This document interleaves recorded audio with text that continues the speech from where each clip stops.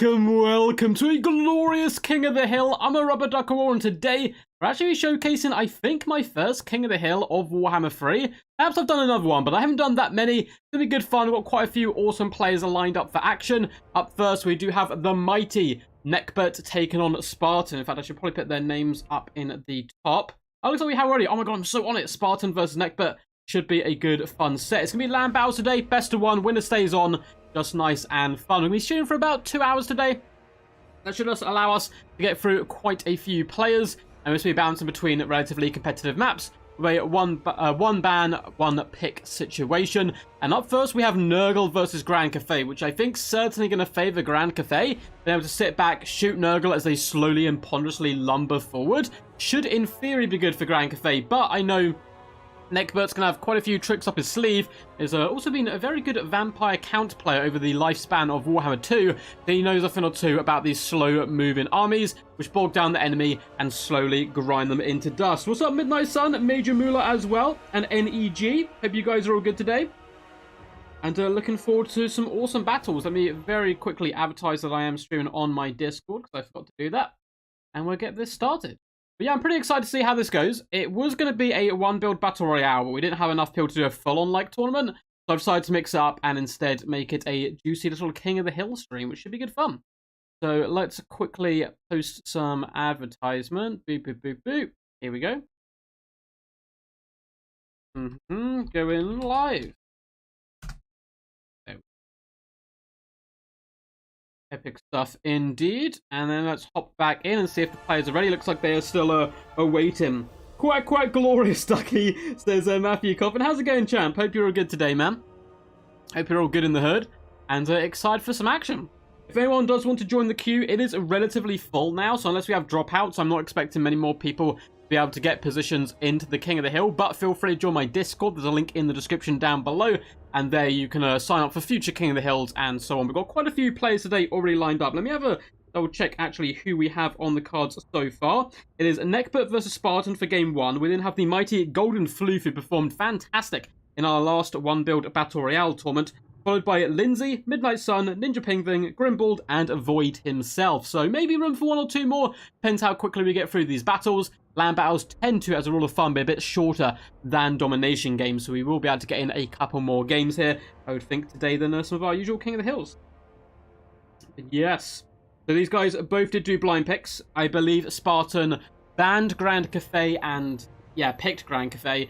Whereas Neckbert actually was the one to ban Ogres, which is probably the most common ban in any, like, Total War game in history, I swear. They're banned almost every single time, at least by one of the players. What's up, Sir Tarquin? Yes, Sir Tarquin designed this. Did some really freaking awesome fan art of the rubber duck, which I've made my channel logo for now. I've done a little poll to see which people prefer. This new logo or my old logo. It looks like the new logo is by far and away people's favorite so far. So we've updated it. It's my profile on Discord. It's my Discord's like profile picture as well. It's really cool. I can't thank you enough, Sir Tarquin. Honestly, it is super cool. I was like beaming when I saw it. It looks amazing. It really does. Just came back from the gym, feeling great. Awesome. I know you get that little bit of boost of energy after you've been to the gym and done a little bit of exercise. Hopefully you are raring to go. You are going to be playing today, Midnight Sun, I believe. I'm doing good. I'm doing good, Matthew. I'm just excited to delve in here and do a little bit of action, a little bit of casting. I do need to... Oh, God, I haven't done a video for today as well. After this, I would probably... Yeah, we'll probably run about 2 hours. I'll then cast a video and upload a video about an hour after the end of this. It may be my favorite of the weekly challenge winners, which I believe is going to... What's his name? Dragonborn. I think Dragonborn may be the winner of that challenge. So we're seeing a no cavalry Slaanesh play, which is really fun. Really quite fun indeed. Hope you guys are all excited for the big patch that's going to be coming out as well soon. I don't know exactly when. They did release like a rough... Didn't they say like the start of next month or something? I don't know. It's getting close. So I'm excited for the patch. Hope you guys are as well. Hopefully that'll push some lovely fresh air into the game. Cool. Let's delve into these builds. So for the forces of mighty Neckbert, bring in his beloved Nurgly boys with definitely my favorite unit in the Nurgle roster, or at least one of them. Any of the flying ones are really good fun. We do have some of the rot flies, which are really freaking cool. And maybe Maybe it's just because their animations, I love them so much because they are a little bit hideous and ugly. They do some decent damage though. Oh my god, look at them. Like, oh, it's like a flying spider. We have a load of Furies up in the sky supporting the Rot Flies. We have some glorious Plague Toads, the Hippity Hoppities. Looks like they're going to be covering the flanks. And it's a juicy Forsaken Rush. This is actually how I often play Nurgle in general. When it comes down to Alliance battles, I think they're just really good in this situation. This like mad rush. Although I don't tend to bring Nurglings. We've got Nurglings in the front to absorb initial charge damage, and then Forsaken just behind them. A couple of flies in the skies. We also have a Herald of Nurgle coming in with a humble Stream of Corruption and double Cultist of Nurgle down on the ground to really get to grips with the enemy and do those summons into the back line. As for the Grand Cathay player, of course, going to be going super defensive as physically possible, with a load of Jade Warriors dotted through the front line, backed up by Peasant Archers for Spartan here. We then have a load of Peasant Longswimmen just behind them. Double cannon. I thought it was a triple cannon. I thought it was going balls to the walls. Double cannon, double terracotta, plus Meow Ying, making up a relatively solid army here. Big fan. I like to see the Terracotta Sentinels in action in land battles as well. Very dominant in domination they were initially, though that meta has kind of fallen off. So it's cool to see them get a bit of love and action once more. A little bit of lag between these two guys. Hopefully that will start to sort itself out. It looks like it's kind of popping in and out here. Meow Ying as a beautiful and wrathful as ever, coming in with a Wrath of the Storm, as well as Transformation of Dragons, Earthblood, and Talons of the Night. So basically the competitive stuff. Heal up the Terracottas and obliterate the enemy infantry with your lovely Talons. And I quite like the Terracotta pick here because I don't think Nurgle, as a rule of thumb, are very good at dealing with constructs. And they're going to be better at swarming, believe it or not, despite being slow. So getting a little bit lighter on the range and bringing in a few of the Terracottas, I think, is a very lovely play indeed.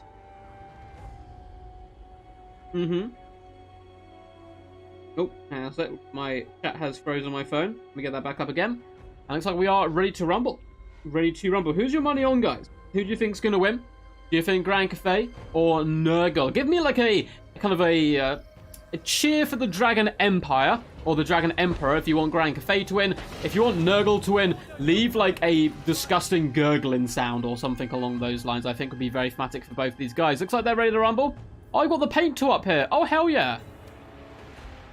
My mouse is really weird. I got a new mouse, and it's a little bit janky. I might switch over mouses. There we go. Back to my old mouse. The roll works on this one really well, but it seems to be like a little bit sticky. It's strange. We'll have to see how that plays. The Nurgle's going to be repositioned, just falling back a little bit initially, it would seem, perhaps from the cannon fire. They can reposition their ranks and figure out how to attack the enemy. Grand Cathay, of course, don't really need to move forward that much. They just need to roll up the Grand Cannons and start blasting. Very, oh, what's this called? Frank Reynolds style, kind of moving up and just blasting the opponent as quickly as possible. As a Longswimmen as well, going to be giving harmony to the cannons, which is quite a nice boon there. I believe that is going to be increasing their reload skill. Let's have a little look down here. Shall be increasing... What does it say what it's going to be increasing? I swear it normally pops up on the tooltip. Oh god, my mouse is really horrible right now, yeah. Yeah, increases their reload skill and their leadership. The leadership is basically pointless, but the reload skill is very nice. And they are going to be lining up some shots at the Herald of Nurgle, who's going to quite happily just juke back and forth. There is almost zero chance that these cannons are going to be able to hit the Herald of Nurgle, particularly with someone like Neckbut's level or Micro there. The majority of his army is just going to be rotating around, going incredibly wide to try to envelop the enemy where possible. Likewise, we have Hippity Hoppities moving up the left-hand side with some Furies, looking to flank the opponent as swiftly as possible, and just get into good positions before really committing the main fight. Cannon's going to continue to poke and stroke, and it looks like one shot nearly actually hit the Herald of Nurgle there, whizzing by his head, but not quite connecting, unfortunately. The cannon's still doing decent work. It looks like to me focusing, though, the Plague Toads now. They're a much better target. They're really not going to have the dodging capabilities of that Herald, and they are now on fire, already losing 2 models from 1 cannon shot. And the longer it takes Nurgle to get to the front line and engage, the more power these cannons are going to be able to bring to the battlefield. And we can see cannons whipping down the left-hand side as well, whizzing cannonballs towards the Forsaken of Nurgle, ripping and tearing into them quite nastily. Now, I think, just from the build perspective, Grand Cathay are in a massive state of advantage, because the Terracotta Sentinels can solo so much of this build if they get a little bit of support, and they're certainly going to be getting that. Plague Toads are trying to get out of range of the Grand Cannons. They do turn tails and hop away. Unfortunately for them, though, it's not going to be enough. And the cannonballs travel faster than giant toads, it turns out. Who knew? And they're taking significant casualties now, going right to the edge of the board and trying desperately to escape. Looks like the Furies, though, getting in a nice position, wrapped all the way around to the enemy. More cannon shots are going to be getting flung towards the Forsaken in the front here, who are supported by some Nurglings. Unfortunately, the blessed Nurglings do get sent tumbling to the ground. Looks like they all explode in puffy balls of pus and mucus. Nurgle is now just going for the straightforward approach. We're going to bomb dive forward as quickly as possible. And the Rothflies as well seem relatively healthy. They don't really want to duel Miao Ying up in the skies, though. They need to dive down onto the enemy. But now the crossbow bolts are singing, raining down on the Nurglings, doing some pretty decent damage there. The Forsaken should probably be the main target, however. Plague Toads have wrapped all the way up around the flanks. We've got the Flyers in the back as well. Nurgle getting desperately close to the Jade Warriors. We're going to have to hold the line. Battle speeches are getting ready from their generals. In the name of the Dragon Empire, you shall hold and stand your ground. The peasants loosing shots through the ranks, trying to do some decent damage there as the Nurglings come bounding towards the Jade Warrior front line. Hold, lads, steady, steady. But it looks like a lovely stream of corruption is going to be going down as well. It looks like it was Overcast rinsing its way through friend and foe. Massive damage to the Jade Warriors. My god, that is disgusting. The Overcast did about 3-cores HP to that unit of Jade Warriors. That is absurd damage.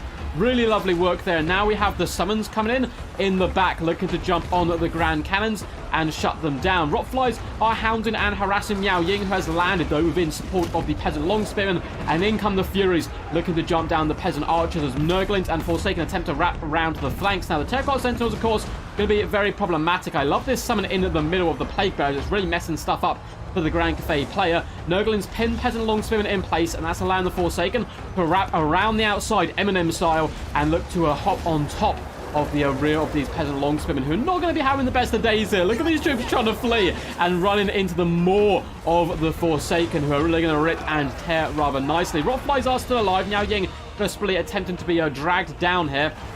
Infantry fight's going relatively solid, I would say, for Nurgle, particularly in the center. They've really punched through. On the left-hand side as well, we do have the Forsaken wrapping around. We have Hippity-Hoppities on their way. Looks like the unit on the left is coming back into action, but my point still stands realistically.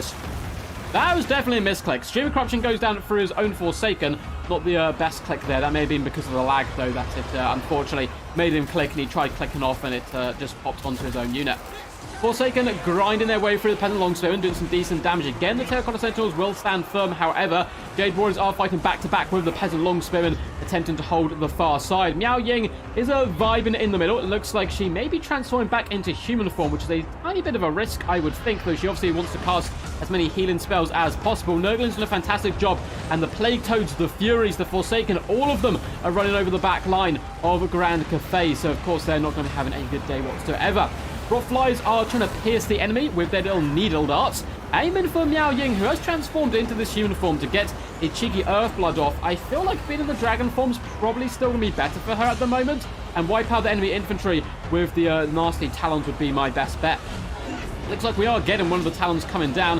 It is going to catch the Forsaken relatively solidly here. Now, it will also, unfortunately, move those Grand Cannon crew into the murky depths as well as the enemy, but still, it's probably worth it at this point, and some big damage to the Forsaken. It looks like the left-hand flank is about to crumble for the forces of Spartan. I think it's been really well played so far by the force of Nurgle, considering the armies they had against each other. A lovely stream of corruption does go down the line on the Peasant Longspearmen, allowing the Nurglings to actually overwhelm them and destroy them. Likewise, Jade Warriors are starting to flee, and in the distance, we can see Peasant Archers being shut down by Chaos Fury. Lovely, diligent play here coming in by Neckbert, destroying his opponent where possible. So, though Nurgle are pushed through the front line, that's only really half the fight. A lot of the Grand Cathay army, in fact, almost the entire of the Grand Cathay army is routing right now, apart from this unit of Jade Warriors and the single entities. The single entities are going to be the problem, particularly if their healing and the capabilities of Miao Ying to clear out enemy infantry and chaff. It could be a long, bumpy ride, I think, for the Nurglings if they are going to be able to seize victory here. Grand Cannon goes down.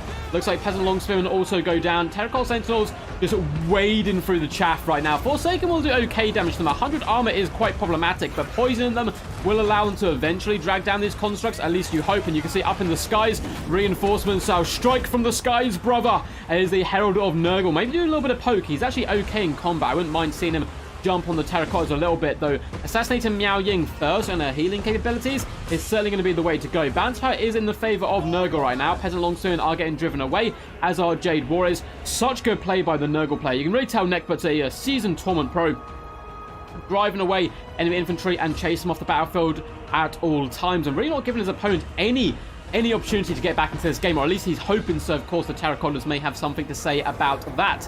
Nurgles, Mighty Forsaken, and Plague Toads are going after the Longspearmen now, who have rather bravely rallied. I think it's not going to go too well for them. They'll probably break off the battlefield relatively quickly. More Jade Warriors are swarming back into the main fight as well. It does seem like the Nurgle Lord is trying to bump and grind up against Miao Ying, aren't we all? But I don't think he's going to want to stick there too long. Again, yeah, hit and run is the way to go. Terracotta Sentinels definitely want to bunch up where possible, just so they can get the most from that healing, but likewise force enemy infantry to bunch up alongside you, and you can beat them back with the glorious area of effect damage spells. Rotfly's been alive. They are armor pierced, and that's quite good news for the force of Nurgle. Nurglings and Forsaken going back towards the middle. Furies elsewhere chasing off troops. It looks like we have quite a bit of a rally here, though, for Spartan. We have Jade Warriors, Peasant Longspearmen, as well as some Peasant Archers who can come back into the main fight, but it seems like Rotflies may be swooping over there to try to deal with them and force them off the battlefield. Jade Warriors and Peasant Longspearmen attempted to come back and fight, only to turn around and flee once more, as the Herald and the Plague Toads should be enough to drive back these brave citizens of Grand Cathay who came to fight in the name of Miao Ying. And the three single entities are going to be bumping, going to be grinding. One good news, though, I must say for Nurgle right now, is the fact they have these double cultists. Cultists are pretty good single entity fighters. We are going to see a Glorious Talons come down, and that's going to catch about 50% of the Nurgle forces that remain. That is some big, juicy damage. Won't do so much, of course, to the cultists, but the Forsaken are really suffering quite badly from that attack. In fact, it seems to drag the band's power back a little bit towards the middle, though Nurgle's still in an advantageous position. So we've got a load of infantry still for Nurgle. They're waiting on the outside here. No need to force an engagement. If you've got your opponent completely surrounded, leave your other units to rest and not get taken out by those nasty air effect spells. Rotfly is going to be jumping down on the Peasant Longspearmen, doing good work there. Jade Warriors are suffering. So are these Jade Warriors here. And it looks like the majority of them will be getting forced off. The Chaos Furies do need to come back to the main fight, as well as these Toads, to help out and just stop any Grand Cathay reinforcements, or hop in to the big, juicy flustercluck of a melee. Terracotta Sentinels trying their best, back-to-back brothers in arms, and they're really, really healthy still, which is kind of terrifying.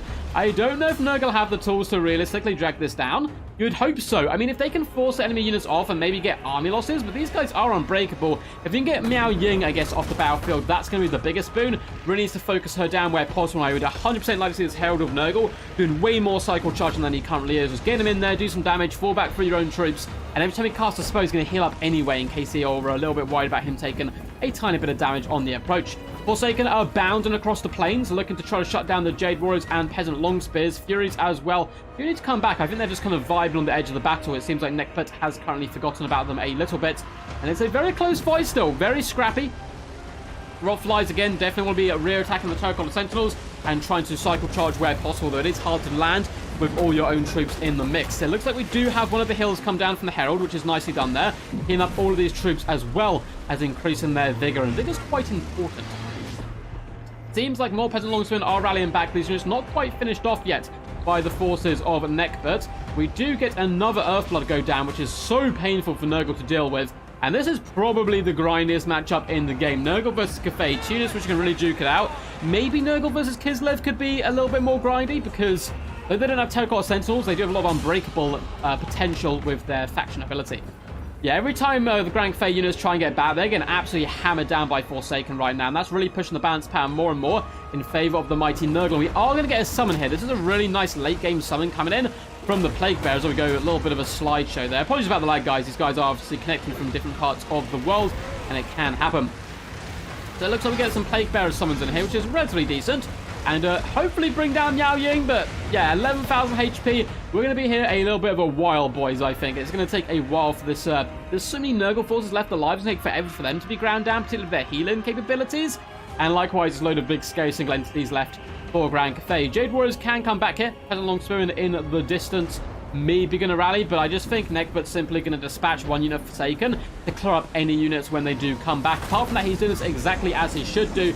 Surround the enemy, don't commit all your forces yet, use up your summons, cycle charge your Rotflies, cycle charge your generals and your heroes, and just try to finish off Miao Ying. She is the main target that you need to assassinate. And it does look like both cultists are, you know, 2 cultists, 1 queen is what's going on here, or I guess Empress.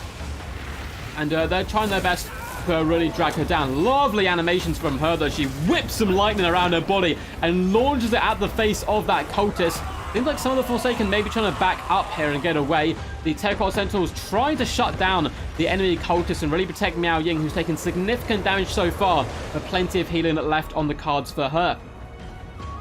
So we have Jade Warriors. They are running for their life. Again, just a unit or 2 of Forsaken dispatch will clean up all of this. May as well chase them off the battlefield at this point as well and shatter them for good.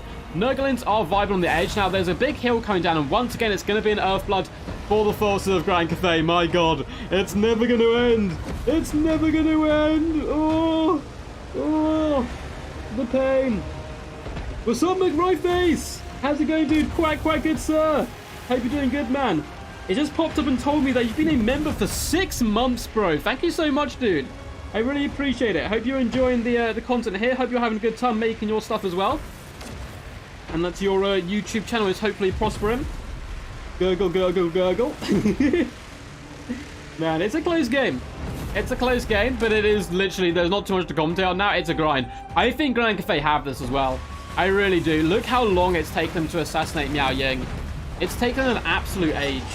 She's just now getting down to half HP, and she probably has more Earthbloods left in her. Yes, McRightface has been a member for 6 months as a god of all ducks, bro. I really do appreciate the support so much, man. It's really the stuff that keeps me going and making glorious Total content.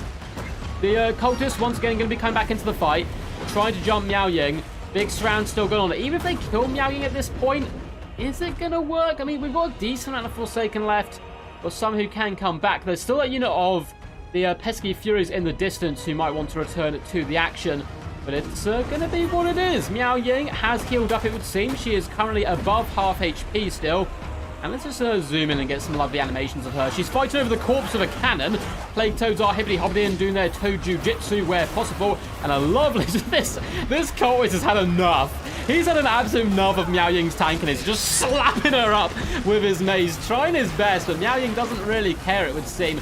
Launching lightning in devastatingly swift blows. And getting another heal off. Jesus.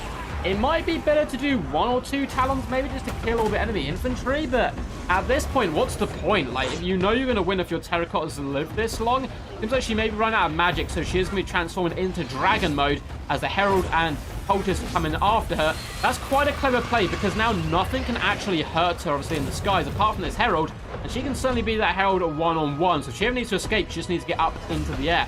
More Nurgle forces are coming back. Forsaken vibing in the distance here still, waiting to surround and jump on their enemy. But at the moment, it is chilling.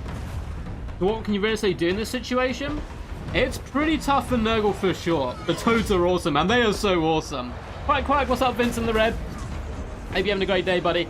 So yeah, it's really hard for Nurgle in land battles, in my opinion. There's a few matchups which are amazing against, for example, Slaanesh. I think Nurgle really do shine. But people thought Nurgle would struggle in domination. I think they're not the best in domination. But like against terracottas, they can just go fight on different capture points, right?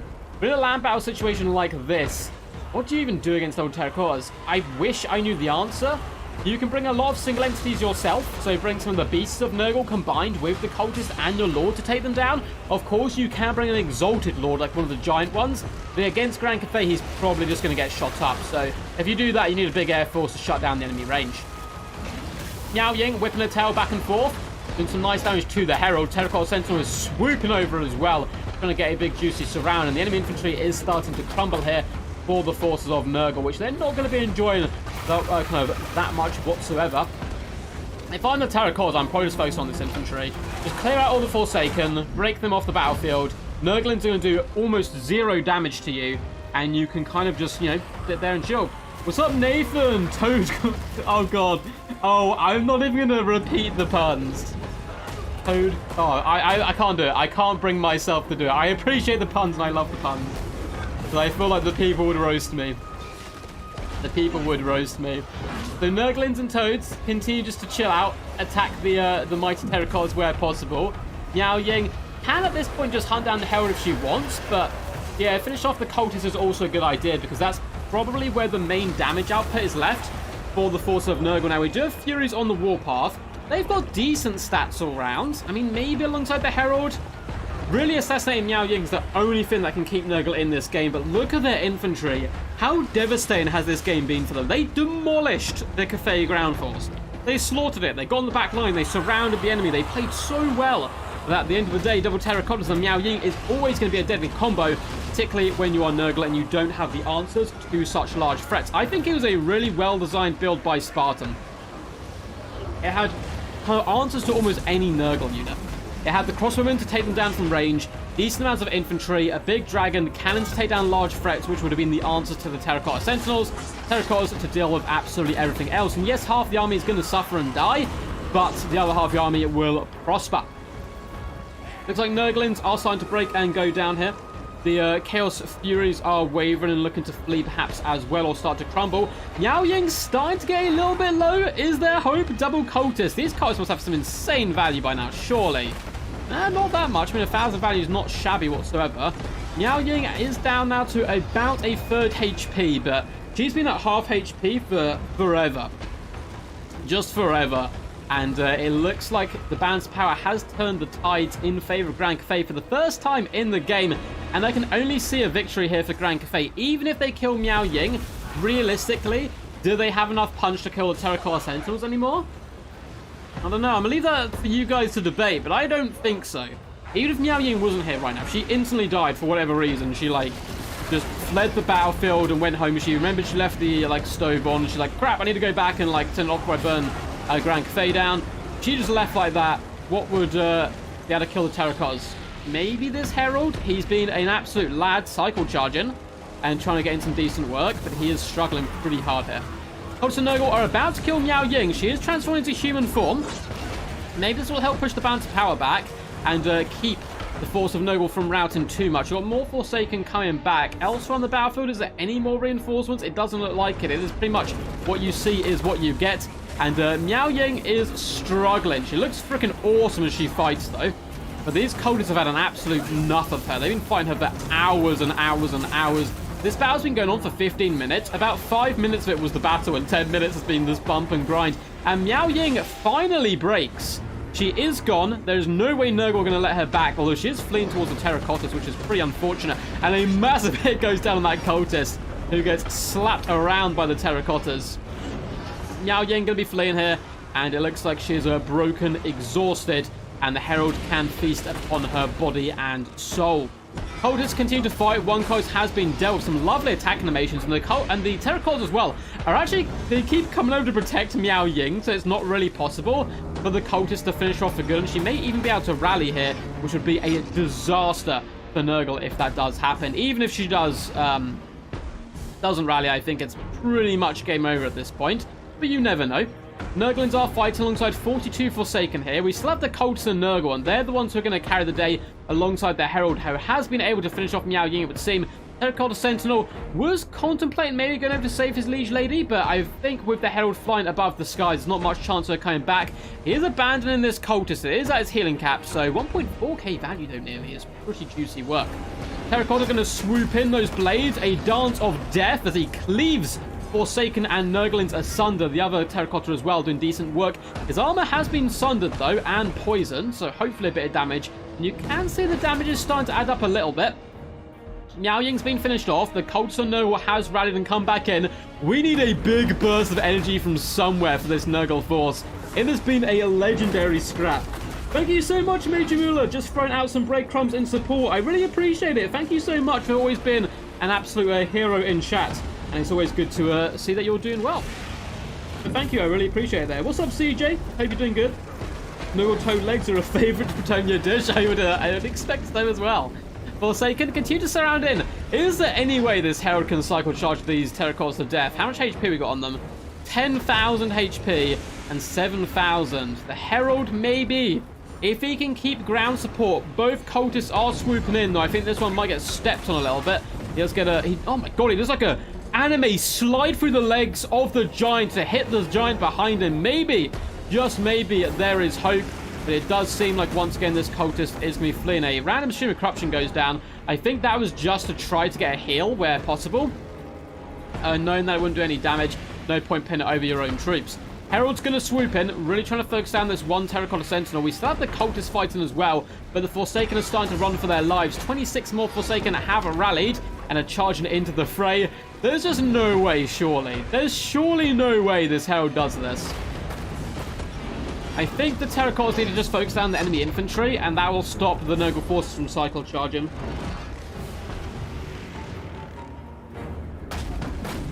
Oh, you think, what, like Chaos Warriors of Halberd? Yeah, I'm sure Nurgle will get some anti-large options. I'm assuming, like, well, we basically know for sure that all these factions will get multiple DLCs if Warhammer 2 and 1 is anything to go for.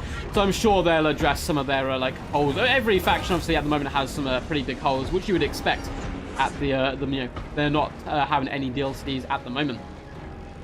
Unfortunately, the Colossus is terrified. I do not blame him. I would probably similarly be terrified. Look at him hobble away. He's got such a weird run animation. But double Terracottas, I think they're simply going to be too much. They're doing some awesome animations. The Herald's been an absolute lamb. He's been a champ. 1,114 gold value. It's simply not enough. And down he goes. And with the fall of the Herald, the hearts of the Nurgle people shall break. And Grand Cathay will reign supreme. Certainly one of the most dominant factions in land battles at the moment. Awesome battle. Hope you guys enjoyed that one. That was some pretty awesome stuff.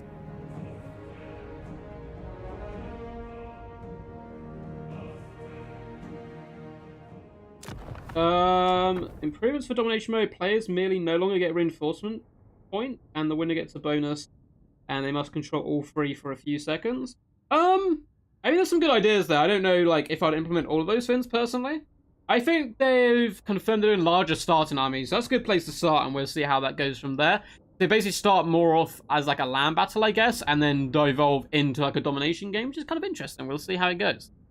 The Herald Nurgle tried his best. 1.1k gold value on him. 36 kills. Not shabby whatsoever. The cultists and Nurgle were really the heroes of the Nurgle people today. Only 1 and 2 kills. But 1.2k and 1.3k gold value is certainly not bad. I don't think there's going to be many other standouts. Mid to the higher hundreds from the Forsaken. 1.5k value, that's pretty nice. That was pretty nice indeed. The Furies and Rotflies, unfortunately, didn't do that much. Yeah, this is just a well-constructed build, and it had answers to basically anything Nurgle here. Miao Ying, 2.8k value on her. The Terracottas, 2.9k and 2.7k value. 173 and 137 kills on them. Very impressive stuff. So, the thing they're going to show with is like an Exalted Greater Demon. And to counter that, we got the Grand Cannons. So we brought the Grand Cannons to duel them, as well as some cheap archers. We're not going too expensive in the range. If they don't bring a large unit like that, which can deal Terracotta Sentinels, then you bring 2 Terracottas, and what the enemy going to do to take you down there? And apart from that, it's just a cheap, cheerful chaff. So well played to Spartan. I think that was a really well created build, and it is him against the Golden Floof now. Let's switch up the map. We will go to... I believe it's Compass Reach is the map we want to do next. Awesome stuff, and I will message the players. Let's update the scoreboard here. We'll probably actually add a score for the king, shouldn't we? But well played to Neckbit there. Hopefully we'll see him in future stuff. Let's take him down here. And we have Golden Floof, who I believe was a runner-up on the last tournament we hosted on the channel, which is pretty impressive, in one of his first tournaments. So definitely someone to look out for in the future. Let's get the score cracking. And we can give Spartan a 1 as the current king. Very well played. So let's get them to shoot me some stuff.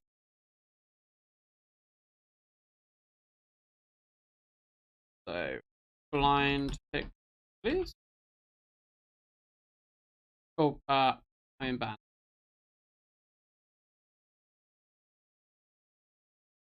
And then let's message Golden Flute. Hey, bird. What is your blind ban?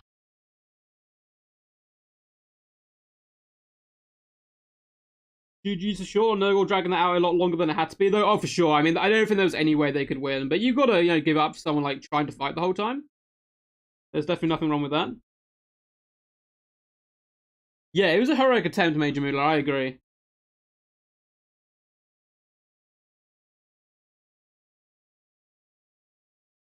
So it looks like Spartan.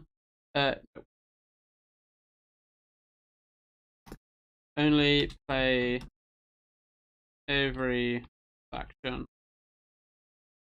So you can only play a faction once in this kingdom.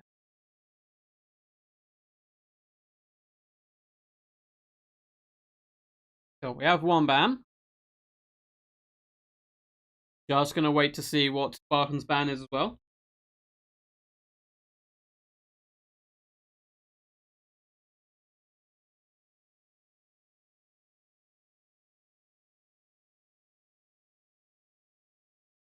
So, what are your doing? What is your?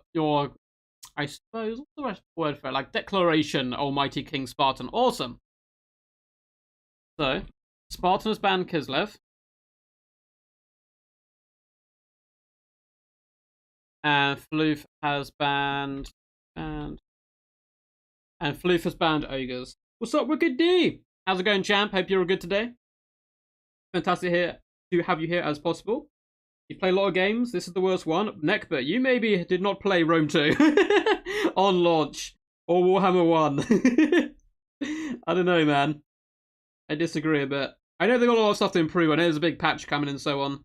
And I think the main thing, a lot of people kind of joined Warhammer 2 partway through and there were so many factions. And then we've gone down to like the bare bones again. So we're kind of waiting. Awesome. But yeah, it is certainly very painful right now as a YouTuber, I must admit. With how things have gone with it. We have Tzeentch versus Khorne.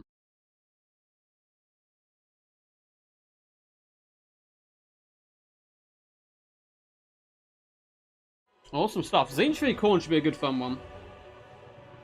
I think it favors Khorne. You can like push super aggressively. Watching land battles feels really nice, not gonna lie. Yeah, I mean, I've done more land battles probably in my last, like, 15 or so videos than I have domination. I do want to keep doing domination as well, because I enjoy playing it a bit more. At least from a competitive sense. Like, if I'm just vibing and having a chill time, land battles are really good as well. But, like, I've enjoyed a lot more playing in domination tournaments. I haven't really played in too many land battle ones.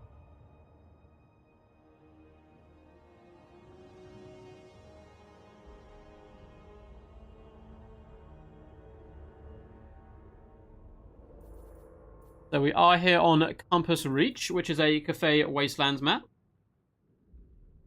And let's see who we got up after this on the list.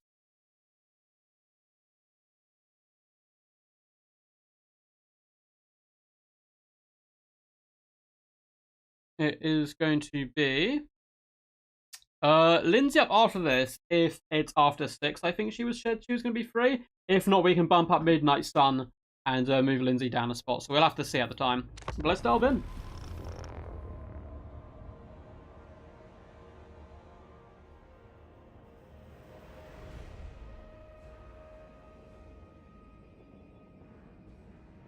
Yeah, Matt. Like, I'm the same at the moment. I mean, I know my audience wants to see land battles more. That's why I've been doing more land battles.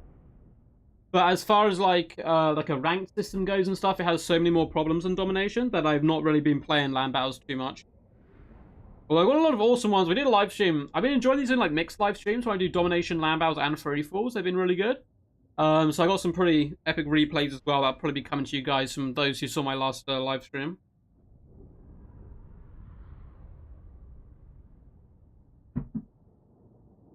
Let's have a lovely little bit of sip of water there. And get cracking this game. I'm just going to stand up for a bit while I wait for these guys to load in. Yeah, for sure, Sir Tarquin. Grand Cathay. Oh, no, there's a desync. No, why you do this?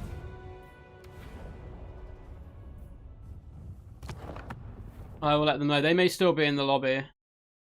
It happens sometimes when we're the spectator.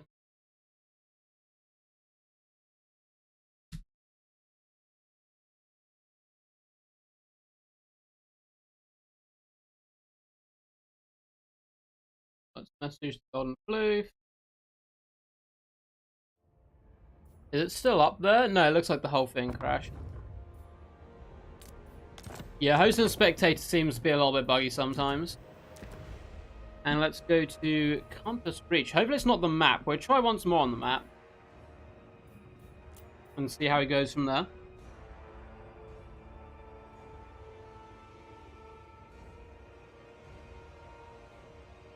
Tzeentch vs game will be hilarious. Oh god.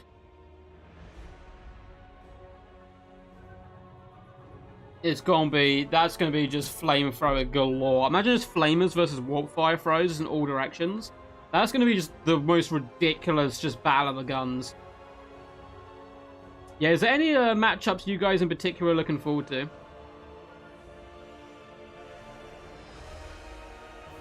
Yeah, I think a lot of people are with you, Major Muller, on that one. Like, a lot of people are just waiting on Mortal Empires to like delve into my player seriously. Because they get like all their factions. I can't wait to play Lizardmen. When the Mortal Empires comes out, I'll probably do a stream on the day where I just stream playing Lizardmen for like good like 3-4 hours or something. Will most likely be the case. Because I have missed them for sure. I went back and did a couple of Warhammer 2 battles. The problem I had with the Warhammer 2 battles is I guess there's no like tournament players playing left or anything.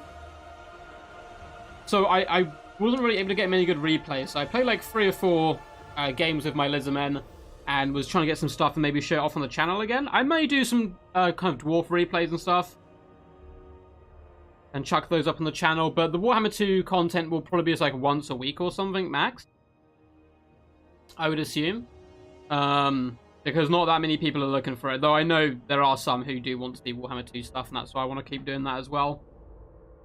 But I'll be mixing up. I've got something probably exciting dropping maybe tomorrow. It depends how fast I can edit, as well as Friday. There's going to be a very cool video, a very dumb video, but a very fun video. They're curious how Kislev will hold up against the old world factions. My personal opinion, I feel that all of the Warhammer 3 factions are really going to struggle against the majority of the other factions on Immortal Empire's release if we don't get DLCs before the Immortal Empires. And that's because the other factions are just so much more fleshed out with multiple DLCs and so forth. It's going to be quite tough. It's going to be quite tough.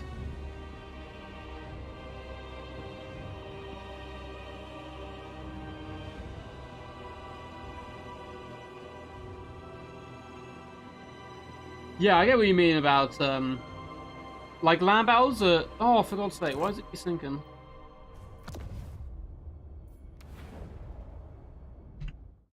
So annoying. It did it again. I will try a new map.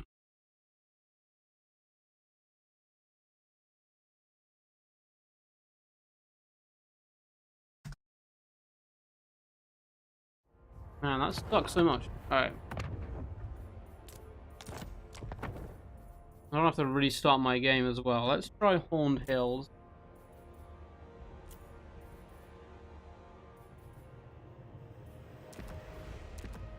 Cool. If it doesn't work this time, we're gonna get them to host the lobby.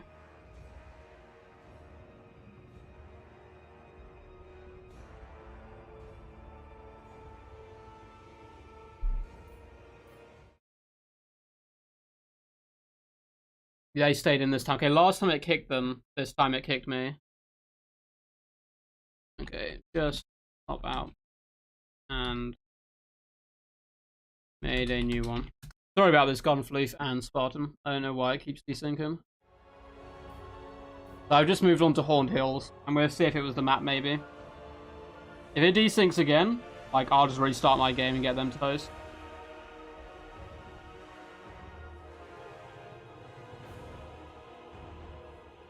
You'd say Kislev, Ogres, and Tzeentch are the top factions. If you're speaking about domination mode, I'd agree with you probably. Actually, I don't know, I'd maybe chuck Khorne up there as well.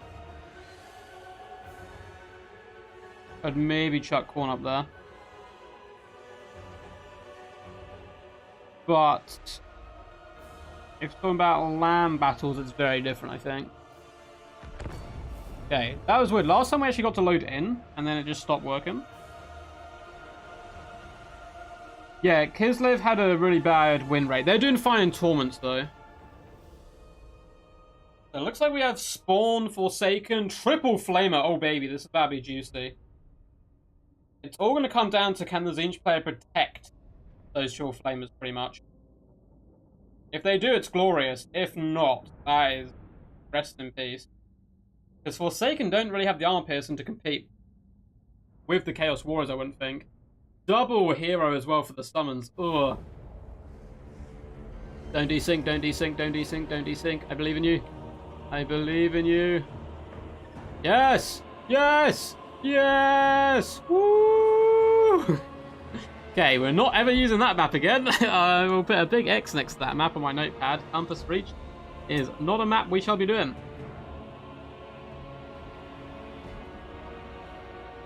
Right, let's go through these builds. So, the Mighty Spartan, the current king, has gone Tzeentch, and it should be a good fun time. We have a load of Forsaken of Tzeentch, making up the main battle line. We are going to have triple Flamers of Tzeentch. It looks like triple Spawn of Tzeentch as well, for a bit of mass to punch in and hold the enemy in place. It's going to be pretty good against the Chaos Warriors, actually. And we have a load of Blue Horrors as well. So, pretty fun build. I love Tzeentch as a general faction in, like, overall. Thinking their color scheme, style, aesthetic, the voice acting, everything about Tzeentch is so cool. And they are a little bit more bird-like and duck-like than most factions. This coming in with the Blue Fire of Tzeentch. Awesome stuff. For the forces of the Golden Floof, the mighty man, the myth, the legend himself, who was a finalist in not in last week's or maybe the week before's One Build Battle Royale tournament. Comes with a couple of Flesh Hounds down here in the forest, a couple in the distance as well.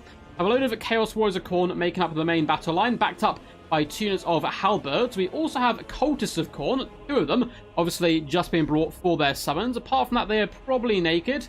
It seems like they are. Likewise, we have a Herald of Khorne. It's a very popular way to play Khorne. Bring a cheap Herald. They're decent melee stats. They have good buffs. You bring these 2, which is the Hellblade, as well as Revel in Slaughter, and then bring in a couple of Cultists for even more summons. Some Furies up in the skies. Looks like a triple Chaos Furies. And that is going to be it. Pretty exciting stuff. Who is your money on? I feel from looking at the armies, Khorne has an advantage, but it depends. If this Spawn can get on top of the Warriors and stuff at the right time, definitely could see Tzeentch bring this one out the bag. If they can protect those Flamers, they can always do some pretty nice work there.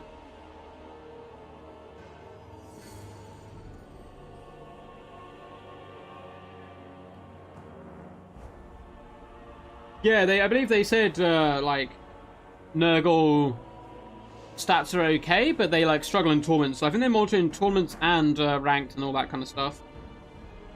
Which is good news for us. Like, that's very good news for people who want to host tournaments and stuff.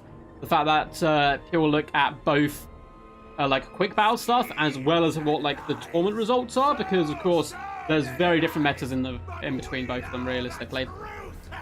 So the Herald of Tzeentch is just cackling. He's just leading a little battle charge, flown towards the enemy, and he's going to struggle a little bit. So normally he would just be able to, like, one-shot these, like, well, not one-shot, but, like, take apart these cultists.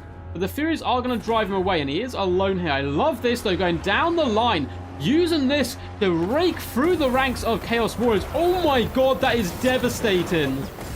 That is dirty. I've not seen many people do that yet. Use the single-file magic missile to go down the ranks of units. That is really clever. That's kind of like how you use Amber Spear in Warhammer 2. That unit of Chaos Warriors does take some big juicy damage there. Furies are going to back off. At least they fended away the Herald of Tzeentch for now. No real chance to catch him. I love the Flesh Hounds from Golden Floof, though, keeping them in the flanks. And, of course, they do suit his name, I suppose. Bring in some doggos. Looks like more are up and around at this left-hand side. Love this little lakey waterfall thing on the left there. Khorne, of course, going to be advancing it nice and aggressively, though it looks like Tzeentch are going to be matching their ferocity and also moving forwards. The Fleshhounds have sprung their trap, maybe a tiny bit too early, though, as they are now well aware they are here. But perhaps I want to get right in the back for when the front line hits and the Blue Horrors do start to retreat backwards a little bit.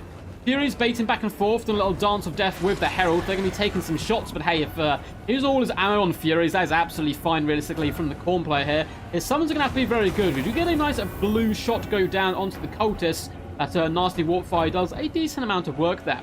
Fleshhounds on the left-hand side, still going to be lurking in the trees, waiting to spring their trap and try to jump onto the Flamers.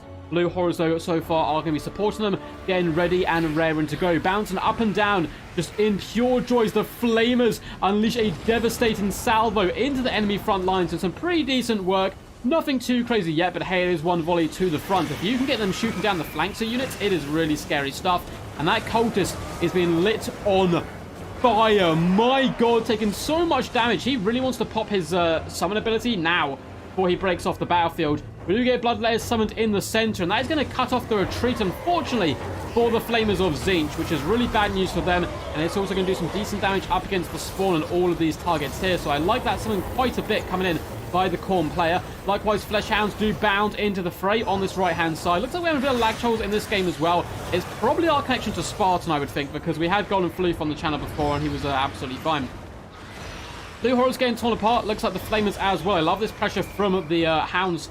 The Chaos Warriors are barely going to make it to the front line, though. You can really tell the damage output from Tzeentch is significant. The summon might actually die here. This is so rare, but the Bloodletter summon is getting ripped to shreds. So it has done a decent, solid amount of damage, you would think. Flamers are able to scuttle away to safety just about here as their shields get ripped from them. And in the fight on the right-hand side, though, this unit of Flamers probably will be going down. There's Chaos Warriors here, there's Occultists and Bloodletters. They may be able to use their mass to push through. They're down about half HP now, so they certainly want to escape where possible. There isn't that many places to flee to. Fleshhounds springing the trap and bounding from the woods. Flesh, blood, and skulls. They hunt down the scariest jellyfish in the galaxy, the Flamers, pushing them back in towards the main area of the fight, which of course isn't where they want to be. Halberds are now engaged with Spawner Tzeentch. A lovely focus fire there by Golden Floof for getting some good engagements. Honor Core and Locus of Wrath going down, giving them some absurd damage value stats. Chaos Warriors are trying their best here. We do have Fleshhounds and Furies. Look to be going down on this left-hand flank, though. Only really being able to drag down the shield. So it's going to be a full health unit of Spawner and Forsaken, who can come into the main fray. Very close game so far. I'd say Tzeentch maybe slightly behind Bands power-wise, and probably a tiny bit behind, but not that far if they can protect their Flamers and get them back shooting once more. Herald's getting jumped by Chaos Furies. Forsaken are pretty healthy in the back, and they're now driving away the Fleshhounds. A decent counter to them for sure. Forsaken and more Chaos Spawn can be saturated on top of one another to deal with the Chaos Warriors. So it looks like the Golden Floof does dispatch some Halberds over to this side to try to wrestle that situation back under control, which is something I certainly think he needs to do. Get these Halberds on top of the spawn where possible and really drag them down. They can trade okay as well into Forsaken because of that decent armor piercing. Khorne are able to bust through the middle. It looks like the flanks were won by Forsaken, and they are starting to push in. The Herald of Tzeentch is stuck, though, amongst Fleshhounds, and this is a bit of a disaster for the Herald.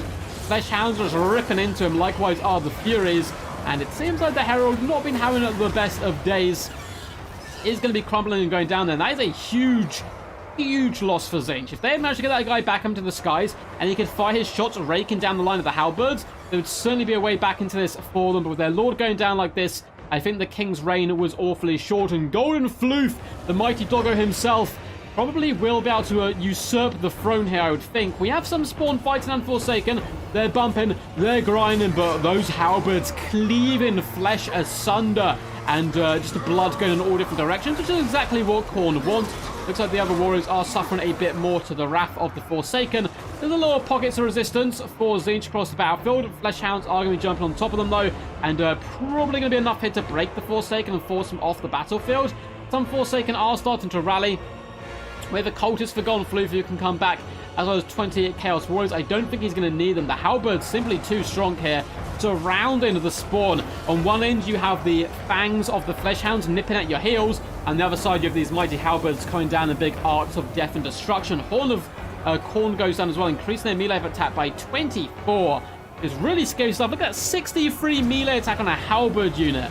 It's devastating, and it looks like the mighty force of Khorne do reign supreme.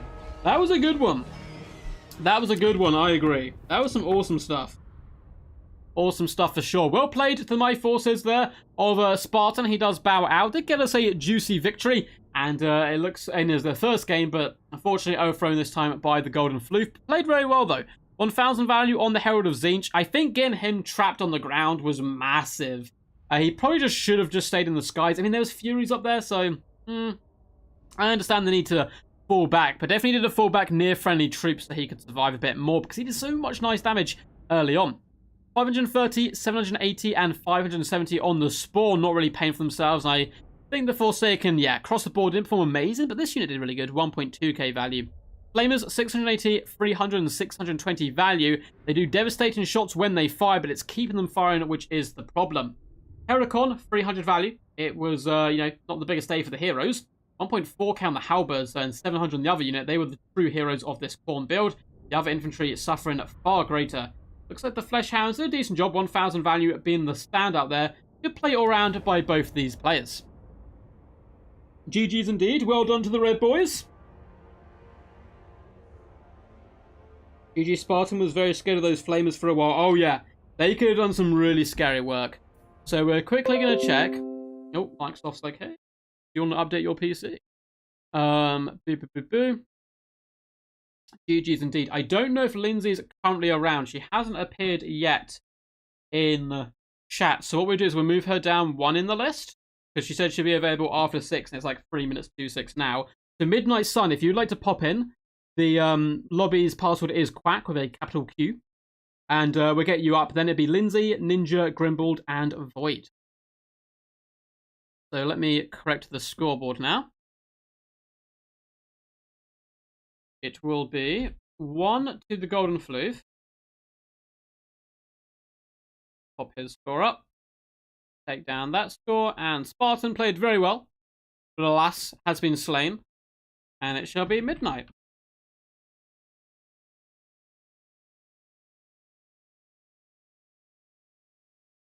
Awesome. We have Midnight Sun now up and running. Midnight Sun, a soon-to-be duck, is currently a duckling.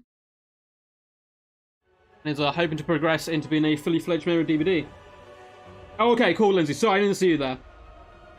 I didn't see you there. We'll get you in straight after, don't worry about it.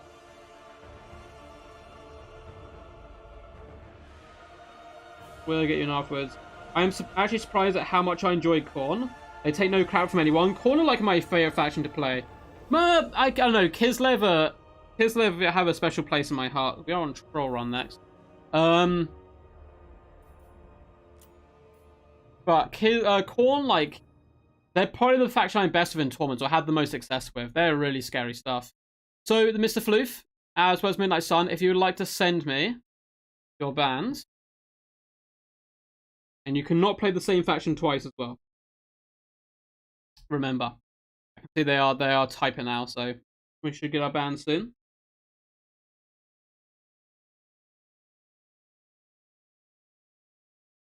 Give you a chance to have a cup of tea, exactly. Awesome. I expected that ban from Golden Floof. Let's message Midnight Sun. Yo. What is your ban?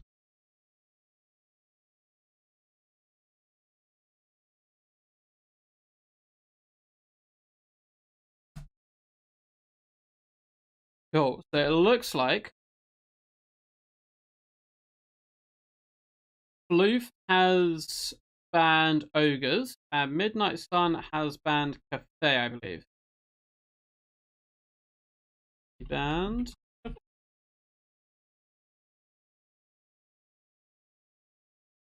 Ogre, sorry.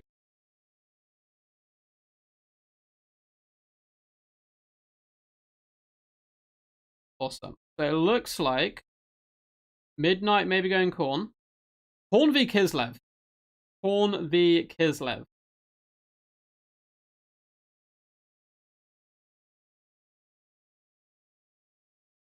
Which is pretty badass. Khorne versus Kislev. The Battle of the Caves.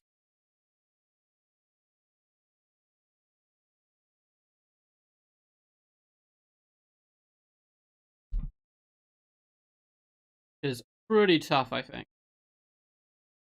Yeah, no worries. No worries. Cool. Grimbold won't be able to play later, that is fine. He did say he was a maybe. Did say he was a maybe. So we are on Troll Country, which is Kislev territory, so Golden Floof technically will be defending the lands of their motherlands, and then Midnight Sun coming in with Khorne. Which I think, I mean, the war sleds are the problem here, realistically. The war sleds are going to be the nasty issue for Khorne. Elsewhere, they can handle stuff really well. War sleds are a problem. You got to try and pin them in. You can do it with spawn. That's certainly possible. Fleshhounds is what I found. A mixture of fleshhounds and infantry. Keep your fleshhounds close. And carry a big axe. And you tend to do pretty good against war sleds. Tend to do pretty good.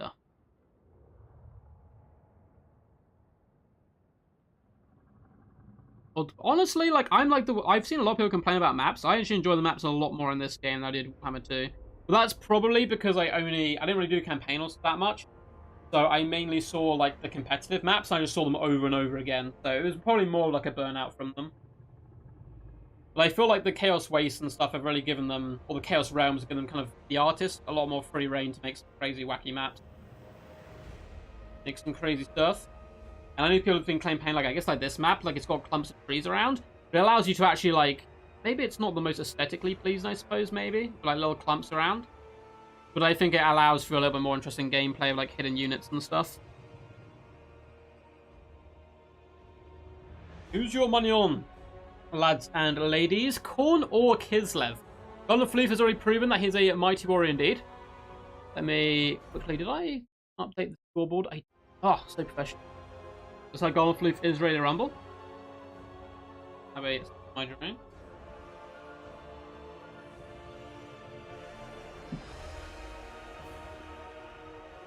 That is good stuff.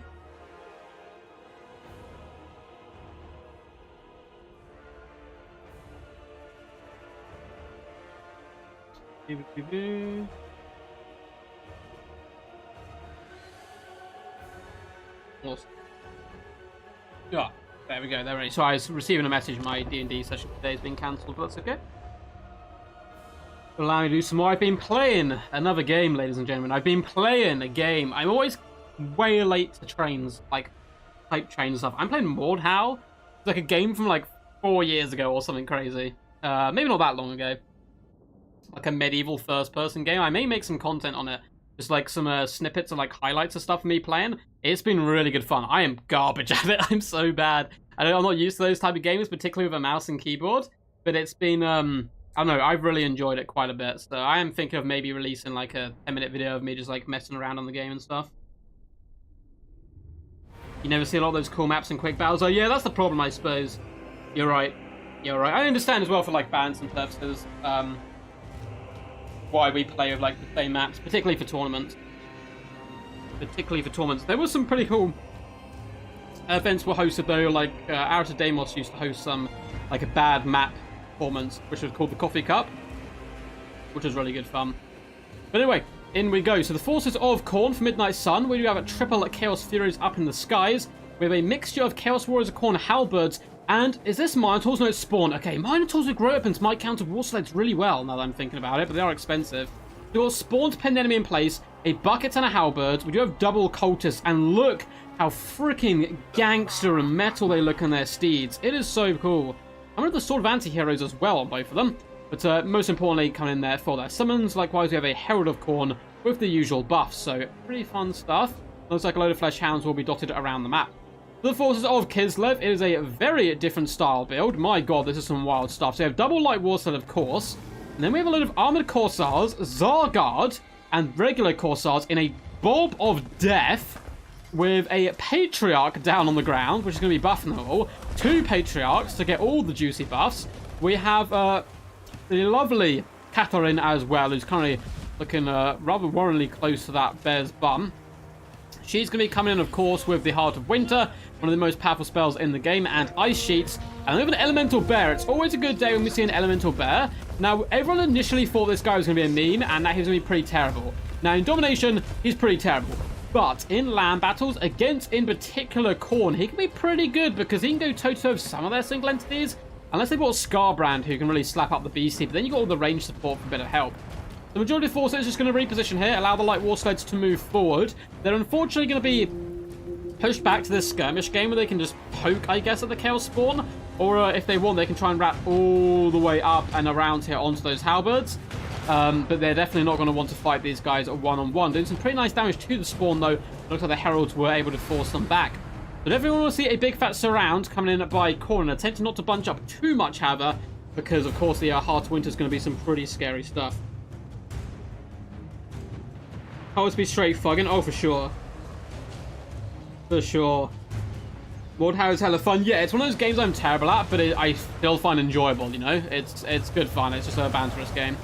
So the Flesh Hounds jumping in, just pushing back the War Sleds. Don't get too close here. The Zargard are ever ready with their great weapons to decapitate a demon doggo or two. Looks like Spawner's like, yeah, screw this. I don't care. I'm not waiting for our infantry to saturate on top of. I'm going to start slapping you. I'm going to start slapping you hard in the face. And really going down on the armored Corsairs. Doing some pretty decent work there. We are getting a battle hymn, though, increasing the melee attack of this Death Blob, which is pretty scary. Flesh Hounds jump in. They have been able to surround the light War Sleds, which is quite nice play there coming in by Midnight Sun. We do have the summon as well of the pesky Bloodletter. It's going to be hitting the flanks. And this fight is going to be an absolute just flustercluck of madness. I definitely think Midnight Sun should have waited, though, to engage the front line, so he can be fighting on top of his halberds right now. Although maybe he wants to attack in multiple waves to stop the nasty pressure coming in of the rather powerful Heart of Winter, which may see going down here. Looks like we are going to see a Heart of Winter. Really scary stuff. Although it's not going to hit any of the halberds, which is good news. And that spell's so expensive, you can only really cast it once or twice a battle. So it does look like the halberds will be moving in. Jumping on the armored Corsairs and pushing away through. Zargard will be holding it desperately. And it looks like already the balance power is massively in favor of Kislev. It's just so scary this time build against Khorne. Hounds jumping, as well as the cultists. Trying to beat back the Patriarch. That gigantic elemental bear is just lumping around, sending people flying in the skies. Look at my beautiful baby boy go. He's doing so much work. I'm so proud. And the halberds have now reached the front. It looks like light War Sleds may well be going down. Got another unit who can wrap around the flanks a little bit. And yeah, the Lord with the Locust of Wrath going down, increasing that melee attack's really nice on all these units. But maybe it came a little bit too little too late. The halberds are just in for the beef. They want all the smoke. They're doing so much damage to these light War Sleds as well. Flesh Hounds Spawn continue to fight. Advanced power is massively Kislev favoured. I think this was certainly a match of the builds as well. It's a really well put together Kislev build, which caused a lot of problems. Cultists of Khorne are trying their best in the middle. Lovely Frost attack goes down the line, wiping out quite a few Flesh Hounds, and the Zargard also have to run in there. Patriarchs are starting to waver a little bit. Halberds continue to scrap effectively, and the Zargard's starting to struggle and maybe break here. Patriarchs are getting assassinated, but elsewhere, everything is just all Kislev. So many Zargard left fighting. Cultists are attempting to cycle charge in and hunt down the Elemental Bear. They're really struggling, and I think the Golden Floof may already have this one in the bag, but it's tough to say. You never know. I've seen bigger comebacks for sure. The Halberds are unfortunately doing the rather nasty task of trying to drag down a gigantic Elemental Bear, and I can tell you from experience, dragging down Elemental Bears is quite a tough day's work. The Halberds will be capable of doing some decent damage to it. Spawn are pushing in. The Zargard getting a little bit surrounded here with one or two more buffs. Maybe Khorne can get their way back into this. With Tor's Battle Hymn going down, increasing that melee attack of all these elite units. That's really, really rough. My god, Zargard up to 81 melee attack now. There are some armored Corsairs who can come back into the fight. Apart from that, that's pretty much is what you see is what you get in this big blob. And the Halberds are fine for now. Heart of Winter, however, coming down means they would not be. Looks like Army Loss is going to kick in pretty early there, but still, it did look like a full health Elemental Bear, 2 Patriarchs, and Catherine left on the field. It was always going to be a little bit rough, and the Golden Floof's reign of terror continues. Will anyone be able to shut him down? Lindsay will be the next to taste his blade, and hopefully add a bite back as well. Well played there to Golden Floof. Well played indeed. But it was a glorious victory for the forces of Kislev and the Motherland.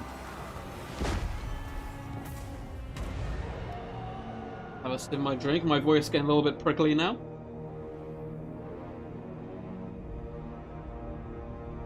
Oh, that is the good stuff. GG's indeed. That was a rough one, man. That was tough, though. That was really tough. Well played, Midnight Sun. That was always been quite a tough matchup. And came in. Did a decent job. I would have preferred Scarbrand, I think. Maybe the bully, like Catherine and the Elemental Bear. But then he suffers a lot from the shooting, though. There wasn't that much here. Good job shutting down the light War Sleds as well. But the Heart of Winter is just so brutal to the majority of this kind of force.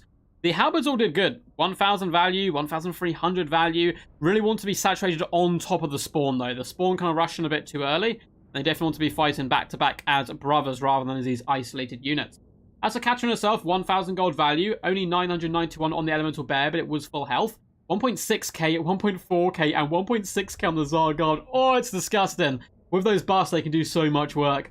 Patriarchs did nothing too crazy, but again, they hit a buff. 550 and 600 value on the Light Warsaw has been dealt with really effectively there by Midnight Sun. 1.1k and 1k on the infantry, though. With the buffs, the infantry performed so well by Golden Floof. Very impressed indeed. So, Lindsay, if you'd like to join the lobby, password is quack with a capital Q. And we will be moving on now to, let's try the Gore Gateway. the Gore Gateway.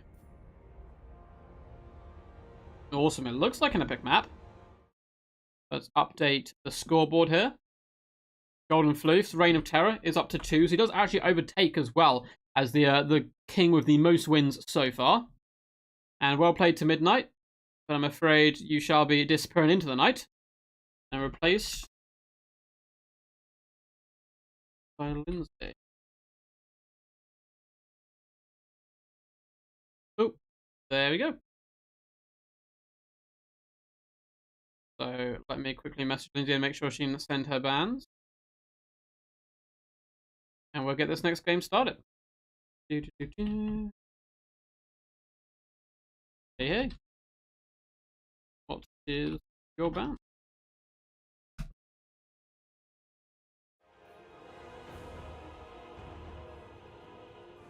They really do go in the all-in with the bear memes. I love the bears, man. Honestly excited to see bears. Yeah, bears are freaking awesome. It's a tough matchup, 100%. Yeah, the bear box is still a good way to play against Khorne.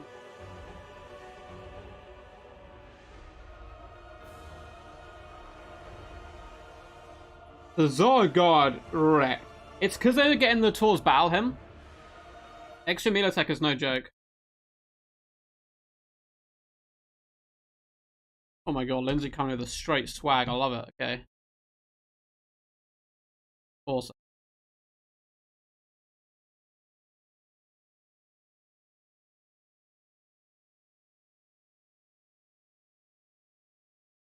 He banned is.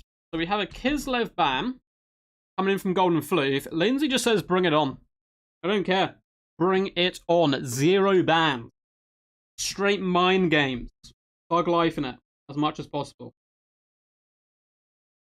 Oh, I love this. Oh, awesome.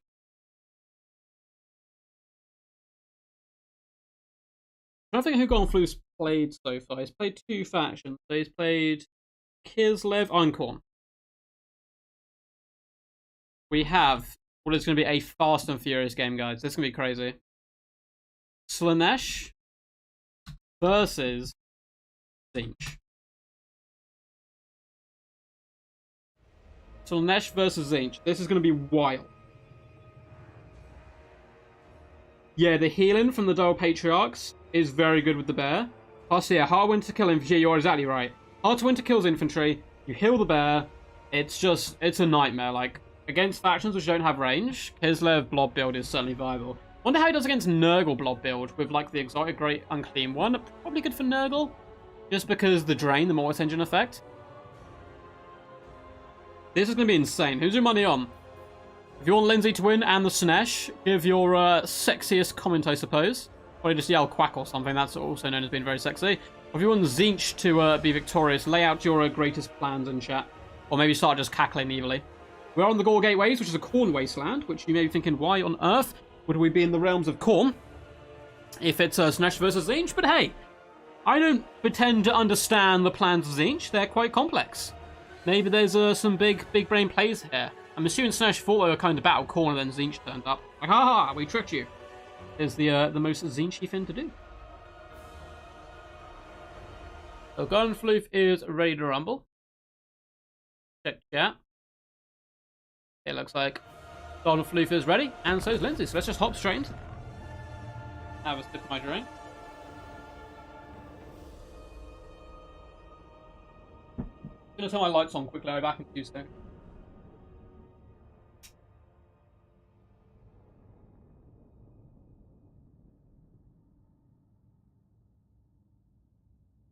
Yes, we have Fiends!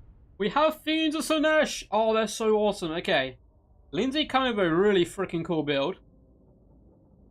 Tzeentch build as well. Looks pretty standard, I'm not gonna lie. It's badass, of course. Looks like very standard competitive. I like it. Lots of Forsaken, spawn to pin in the enemy cav, and then a load of blue horrors. Oh. Russian defeat, apparently.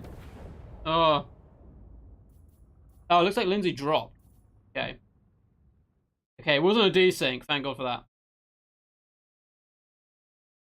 Did your game crash? Okay, looks like we're still in the lobby. It wasn't a desync, so hopefully it's not the map. It might just be Lindsay, unfortunately, disconnecting there. I'm somewhat of a Sigvald man myself. I agree. I agree. Desync. Okay. We can try again. If it happens again, I will change that. And see if that helps. Awesome. If you're listening, Golden Floof, what we're going to do is we'll try one more time. If it desyncs again for Lindsay, we'll just do a different map. We'll just keep the same builds. Pretty easy stuff.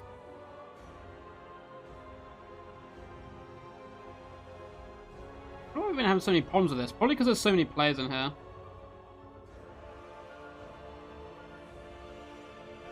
Like, when I've been joining, okay, so I need to check these. I save build, awesome. So, when I've been doing, like, LAN battles and stuff, just with random folks, online, I don't seem to have any of these problems. Always when I'm streaming, but I think it's just the fact that we're on the host mode. And obviously there's an extra person in the lobby, so there's a more chance of it not working, sadly.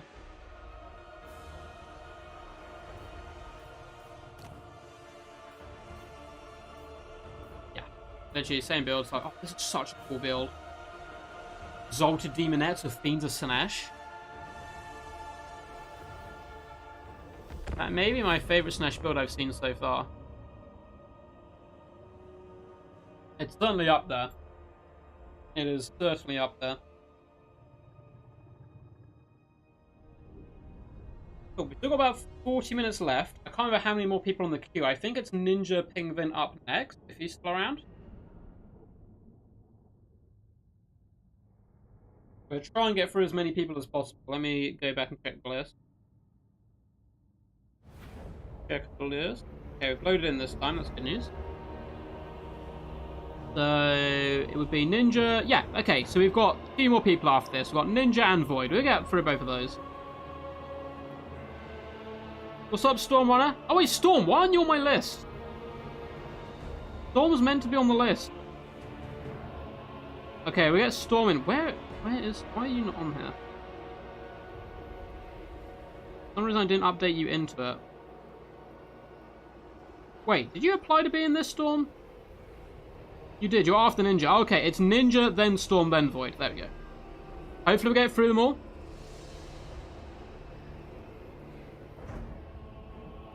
Your favorite? Oh no, Storm, did you send me a better Slaanesh build? I can't remember. I'm doing a Slaanesh replay later today, hopefully. But let's delve into it. We'll see, Storm. I'll have to go back and check out what your Slaanesh build was. But come on, double Fiends, double Exotic Demonettes. Unless you're talking about the game we cast before of you versus Nurgle, which was insane. So we have Exotic Demonettes of Slaanesh on the flanks. We have Marauders of Slaanesh Spears in the middle with some Hell Scourges. More Exotic Demonettes on the far side. We have Hell Striders, and look at this. Just, how can you not love these models?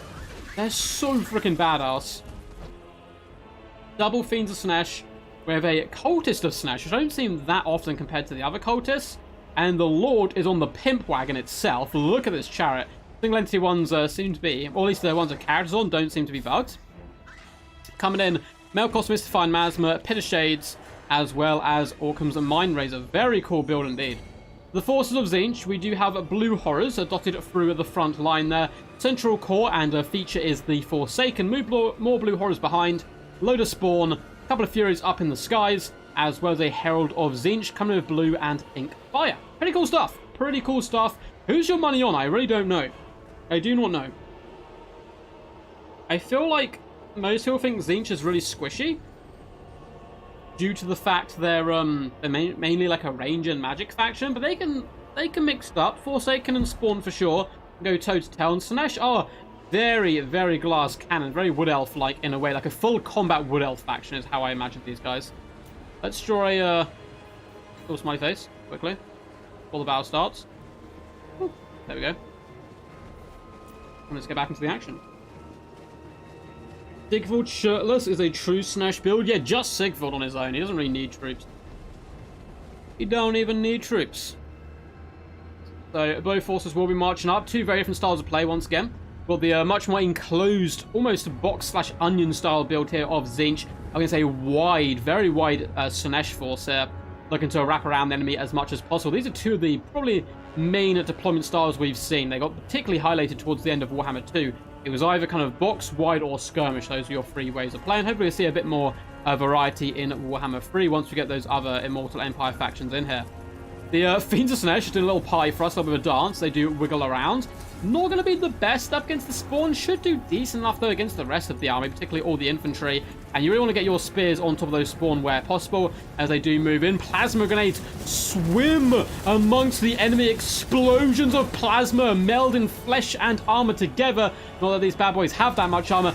Fiends just bound across the battlefield. Such a rapid unit as they spring their trap, sending the blue horrors flying, though the Forsaken now are moving up to engage the enemy, and that's going to allow the blue horrors to lay on thick, and Fiends are very squishy. Look how much damage they're taking. We've got some big shots coming down as well.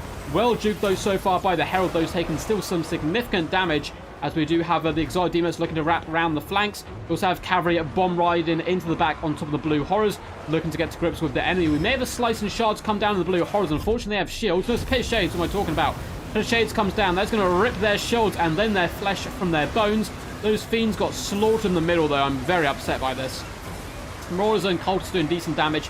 Fiends on the left faring a little bit better, starting to jump on top of some Forsaken. Lovely play harassing the enemy back line with these Hellstriders. I love this. Very impressive stuff as they slowly just pop blue horrors as they explode into another dimension. We're going to be seeing one of the summons here. I believe it is going to summon a unit of the Demonettes here from the Cultists of Slaanesh. And did they already get summoned? Did I just completely miss them? Where are they? I swear I just saw a summon portal go down. Well, it looks like I am tripping, and that there was nothing going down. Hellstriders have been forced back in the far side. It does look like the Exiled Demonettes kind of getting ganged up on that. They have Mind Raise, increasing their armor piercing, which will help a little bit, and base weapon damage. Doing decent work, but they are 2v1 here, and they're certainly going to lose quite a few models here. Blue Horrors have been able to reposition. The Golden Floof is a master, it would seem, of many factions. They're doing really nice crossfire damage, whipping down that Herald as well as the Exalted Demonettes on this far flank. We do get a rather nasty pink fire come in on top of the Exiled Demonettes, and it looks like Slaanesh have certainly run out of steam here, and Tzeentch may indeed reign supreme as the enemy general is getting sniped and sniped hard. I love the Chariot Lord, honestly, I really do. But up against Tzeentch, you've always got to worry about being sniped, and there we go, a beam from afar, down the Slaanesh forces go, and the Golden Floof simply cannot be tamed. He is a king on the rampage, a tyrant, some would say, and we need someone to overthrow him, and we'll message Ninja now. I don't see him online, but we'll message him and see if he still wants to play. If not, it will be Stormrunner attempting to claim the throne. Only 160 value on the Herald of Slaanesh, struggling a little bit there. The Fiends, yeah, did not too much. Exiled Demonettes, honestly, it was a bit of just a slaughter in there. And nothing getting crazy good value for the forces of Slaanesh there. 2,000 value on this Herald, my god, really one of the best chunky birds ever to exist. The, yeah, rest of the infantry did okay. Nothing that outstanding. 1.1k on a unit of Forsaken. There's always one unit of Forsaken which performs really well. I don't know why. There's always just one unit of Forsaken which does kind of outstanding work. Good play, though, with the Blue Horror as well, keeping them activated and just shooting and crossfiring where possible. Really top tier play by Golden Floof. Certainly, though, my favourite build so far of this King and Hill has to be the Slaanesh build, though. The Fiends coming in. But alas, we shall not be seeing it in the future as it has been dragged down there. GG's for sure. GG's. GG's. Yeah, you definitely want to get the Pit of Shades like on a multiple of units, because once that shield gets ripped off, you can do some decent damage. But yeah, popping on one unit of Blue Horrors, it's not going to do too much, unfortunately. But there wasn't that many targets, so I understand it being dropped down there. Blue Horrors counter everything, Mr. Wizard, I would claim. So let's quickly message Ninja.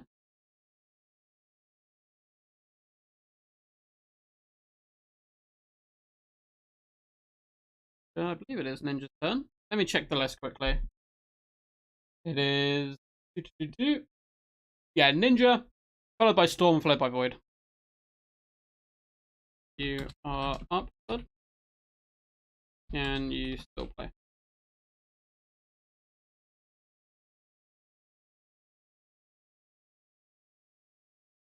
See if I can invite him on here as well. Sorry, Lindsay, I'm going to have to kick you there. But not an aggressive kick. It's a light, like a light tap. Oh no, can't do that. How do I invite players? Oh, here we go. Oh, I have to do this, don't I? Forgot about that. Let me message Ninja DM.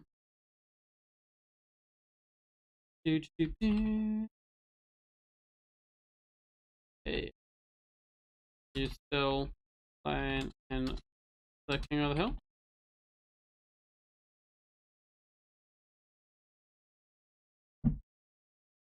Yeah, Floof's a beast for sure.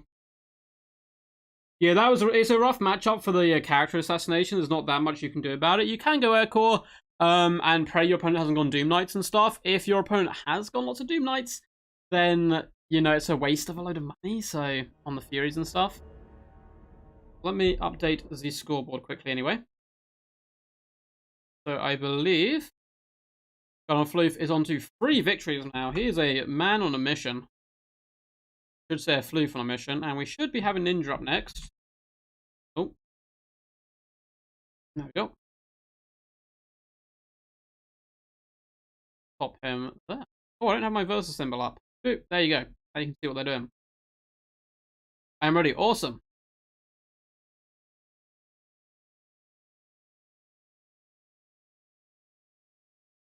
That's the code. Password. Right. So, what is your... Also, I'll just let Ninja know what the rules are. Yeah, Void's like the final boss. Oh, Soul Grinder spam might work. That'd be interesting. Double Soul Grinder versus Tzeentch.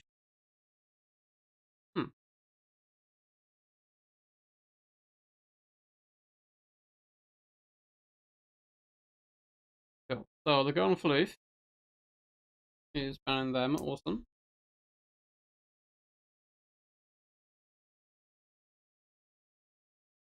You wish you could make any unit your Lord? Yeah, same. Same for sure. I mean, Lords are so powerful that I don't think it would happen like all the time. Why is it a star? What's that spell? Ninja, like J-A-P. Oh, okay, I can see why. Still, come on, like Ninja Penguin, you can't like... I don't know. That's weird. That's weird they've muted that. We'll have to see. Let's choose a new map as well. That was the Gore Gateway, I believe. So let's do... Oh god. The grow screen? Yeah, the grow screen, there we go. Nurgle Wastelands. Just...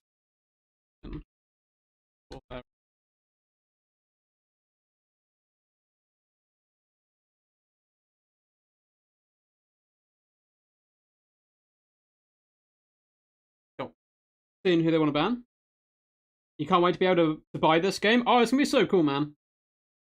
It's not Ninja Hunt, I'm afraid. It is the mighty Ninja Penguin. He's been around since before I had, I think, 100 subs on the channel, so he's an old school general. Been around for a very long time. That's right, Lindsay. It was a good game, honestly. Like, you did rush in a little bit too much. But hey, you're Slaanesh. It's all part of the joy. I just waiting on Ninja to ban. Hopefully he knows it. He's built an army, but you may not be able to play ogres, my friend. Wait for him to see the Discord message. Annoyingly, I can't message him in-game. Yeah, Ninja Hunt was like a player from back in the day. I believe. For before my time, so I don't know the full story. Yeah, this game is on Game Pass. It is indeed.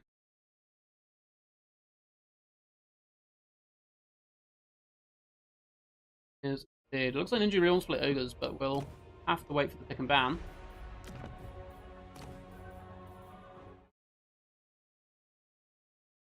And tag as well.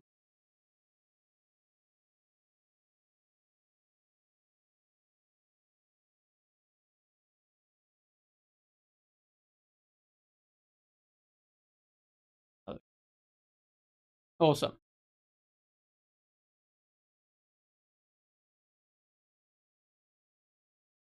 So both players, awesome.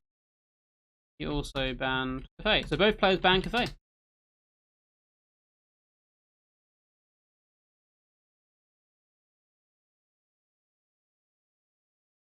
So Golden Floof. Golden Floof is going Ogres. Oh god. Oh god. No! An Ogre mirror. The first mirror we've had on stream in today's tournament is Ogres versus Ogres.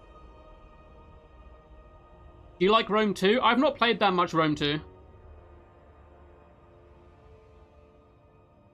I haven't played too much. I got invited to play... I think I have Rome 2.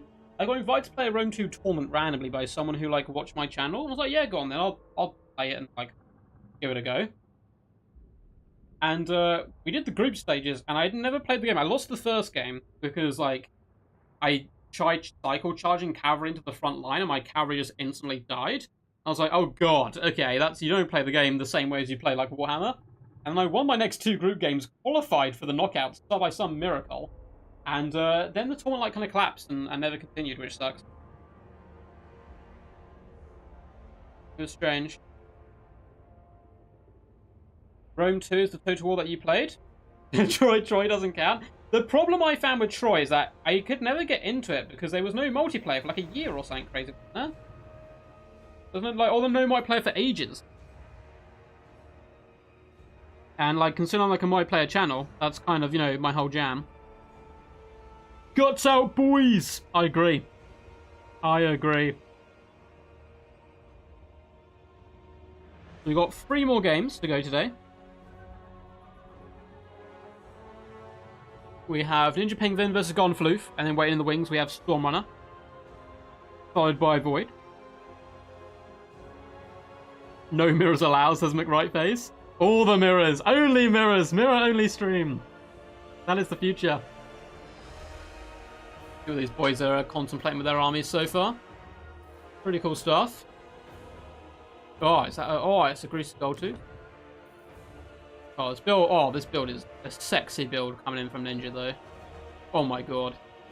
This is pure swagger. This is very competitive though. This is gonna be tough. I love the greasy gold tooth pick. I think it could be good here as well. I think it'd be pretty powerful.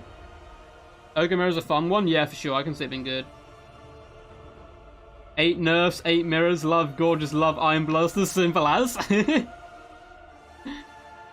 Alright, the lad's ready. Let's do this. Let it begin! Let it begin! If you guys are enjoying the stream, by the way, feel free to like and subscribe and all that good standard YouTube stuff. And much appreciated as well for McRightface. In particular, being a 6-month member of the channel is pretty crazy. As well as Major Mueller for the support today. Appreciate it.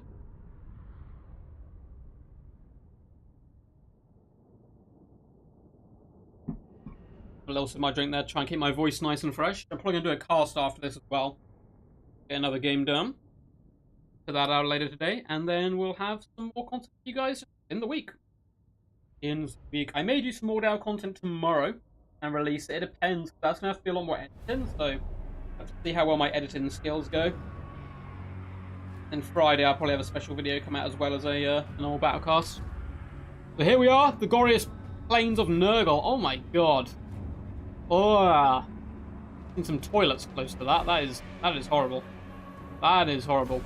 So for the forces of the Blue Ogres, which shall be our, I guess, would-be usurper ninja here, we have a load of Noblars. It's just a Noblar build. We have a load of Noblar trappers, a load of basic Noblars as well. We then do have double manning to Ogre pistols, which is quite powerful indeed. We have a giant. We have a Stonehorn Hunter, which is epic, a Foot Hunter, and a Tyrant. So no magic. Magic is for the weak. Magic is for nerds. No one brings magic anymore. We're cool kids there. So loads of Hunters, which have decent anti-large properties, I believe, and some good range attacks. I love the giant pick as well. So pretty wild stuff coming in there. Opposed to him, though, in the red corner is our Liege Lord, our mighty king, who blesses us filthy peasants every now and again with his presence. Is Golden Floof. Sabertusk packs hiding in the wings. We have a lone Iron Blaster.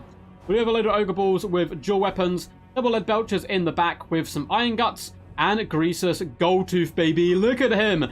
I'm afraid to tell you, guys out there, this is what the ladies like. This is peak male physique right here. This is the levels you need to get to. So you guys at home, I want you to pick up the nearest hunk of meat like this and just start eating. Just start eating and don't stop eating until you look like, you've got diamonds almost splurging out of your belly. That's the way to go. In reality, though, he's an anti-large specialist, so should be able to do some pretty decent damage. On the far side, we've got double gorges, supporting some Noblar Travis for some sneaky plays. However, this hunter is also most likely, yeah, he's invisible. He's got the Noblar Thief Stone, and it's actually been used to hunt down the Iron Blast. So that's a freaking cool play. I think he's got a snare as well. No way. This could be like such a big brain play. Does he not have a snare? If he can get Crippling Foe on to the Iron Blast, he might be able to shut it down, but there's a lot of troops nearby, as well as lead belchers, which is quite problematic. Iron Blaster opens up and does fire into some basic Noblars. Not going to be getting the most work done there, of course. And it looks like the Hunters will be starting to progress a little bit. In comes the Hunter. He is firing. He is going to go for that crippling throw, I believe. Lakobi launches downrange at the Iron Blast. That's going to be enough to slow it down, but I don't think he's going to be able to capitalize too quickly. And he doesn't know that his opponent is also sneaky, coming in with some glorious Gorges. And the Hunter is about to get hunted as the Gorges belly flop towards him, looking to rip and tear into the beastie. The Hunter shouldn't do too terrible here, though. He does, of course, have decent anti-large properties, but with lead belchers opening up shots on him alongside Noblar Trappers, it's not going to be going too good whatsoever. We need to see the rest of this build advancing and getting in on the action. Looks like they are now moving. Looks like maybe Ninja was focusing on these single entities up front, as the Hunter is going to be coming in, doing a decent little bit of poke. Aiming for the Iron Blast, doing okay damage. It does look like the Hunter is going to have to retreat here. Maybe without the shooting, he might be a good counter to the Gorges, because he was getting some work done.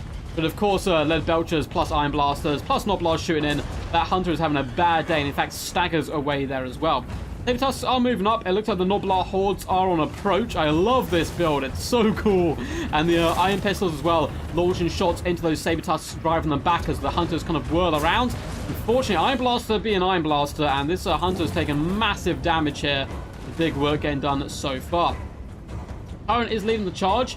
Looks like Ogre Pistols are continuing to shoot in, peppering the Saber-tusk packs, who are taking some significant damage here. As you can see, their bodies are limp and lifeless in the ground. Never good to see a big Cathay or Doggo go down like this, but it looks like they shall be getting finished off. They're also rampaging here, unfortunately. Gorges do jump the Tyrant, who is able to pin the Gorges in place, though. That's allowing the Ogre Pistols to lace some shots in. Hopefully, we're about to get some Noblar support in soon.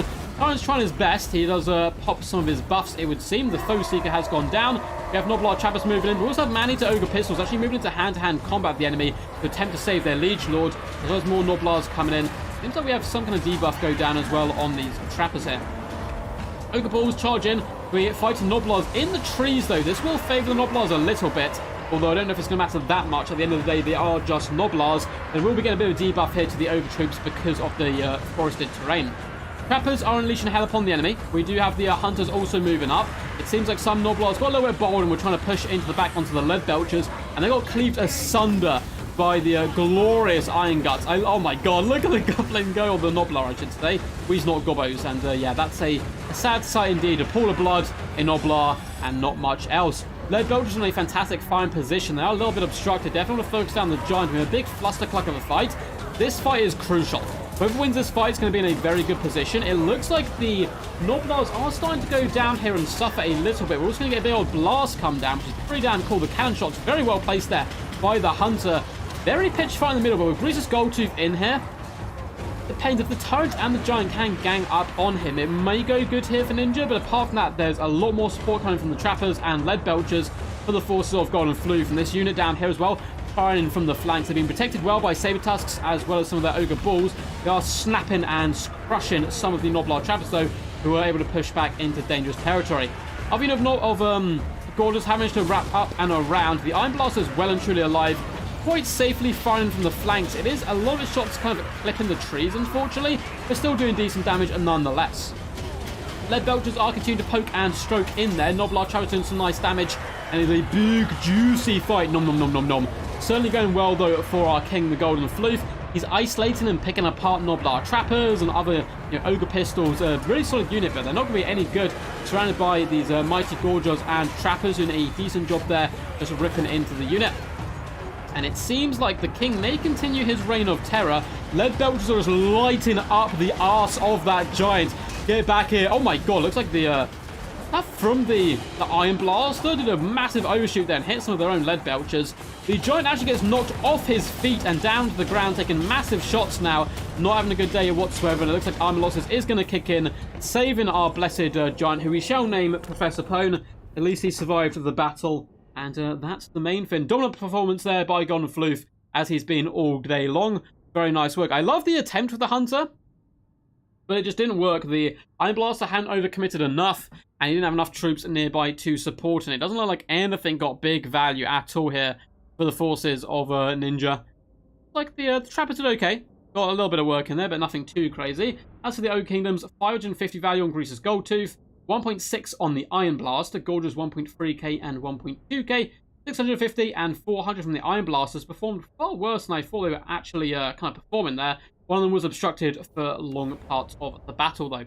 Well played to Gonfloof and Ninja, and we will be moving on to the next game. That was a weird mirror for sure.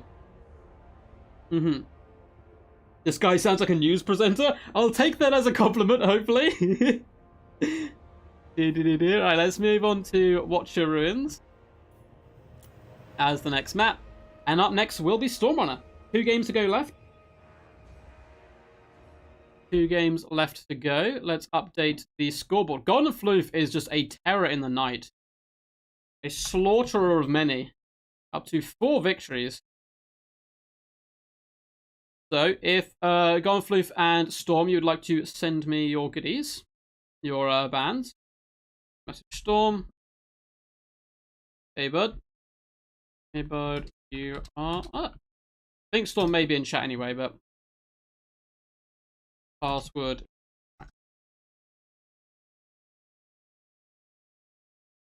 And let's update the scoreboard. So Gonfloof's up to 4 victories. Well played to Ninja as well. Always a pleasure to have him on the channel. We will have Stormrunner on. Shrink the name so it fits, hopefully. It looks tiny now. Let's get up a bit. There we go. Have the Storm. Can the Storm quiet the King's rumblings? Or will it be, you know, more destruction in the future? So, we'll play Ninja. Going to beat you out of the lobby there just because we are moving on. And we are on... Did we just do Watcher Ruins? Or was that... Did I just move it to Watcher Ruins? I think we haven't done Watcher... No, Tzeentch. We just did a Nurgle map, I think. Cool. Imagine a Navy Battle. Oh, Navy Battle was like... I was never the biggest fan of an Empire. I didn't have the game, though. My friends did, so I used to go around his and play Empire Total War. I think they got potential, but I just don't know, personally. I'd love to see... If they'd done well, I would love to cast some Navy Battles. Sea monsters... Oh my god, yeah, you're right. Sea monsters and stuff. It was a compliment, thank you. GG's indeed. GG's indeed. The Fat Boy Mosh Pit, I'm all about it. So... Let's see your fans, lads. So, cool. Floof has banned. Storm. Get you, send in your ban. Yo, dude.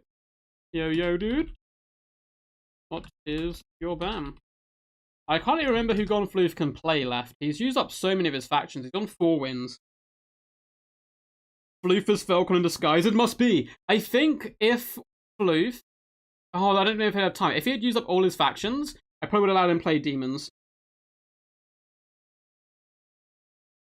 There's a Man of War Warhammer game of ships. That'd be cool. I don't know how popular it is. I've not heard of it before, so... I don't know how huge it is, but it'd be pretty cool. Awesome. Cool. Both. And Kislev.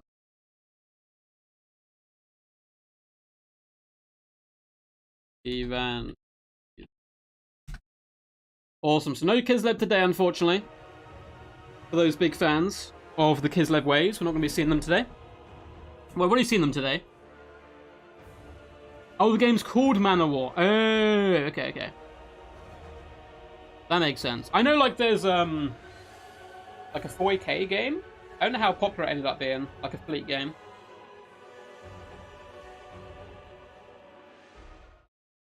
So.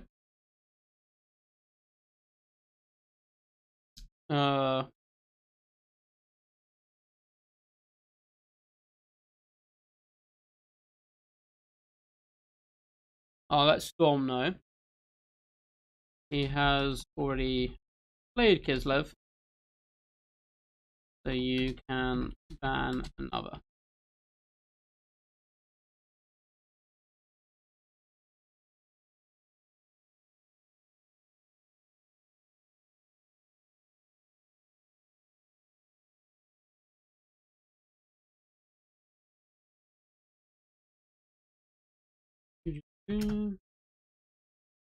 Let's see what he says. It's an old box game. Yeah, the box games like seem really cool, like in the Necromunders and stuff.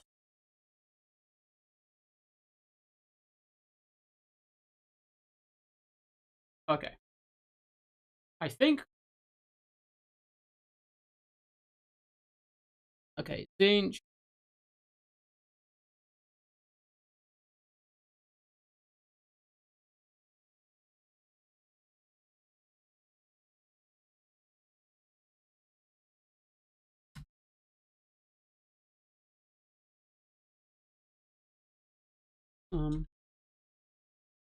Tzeentch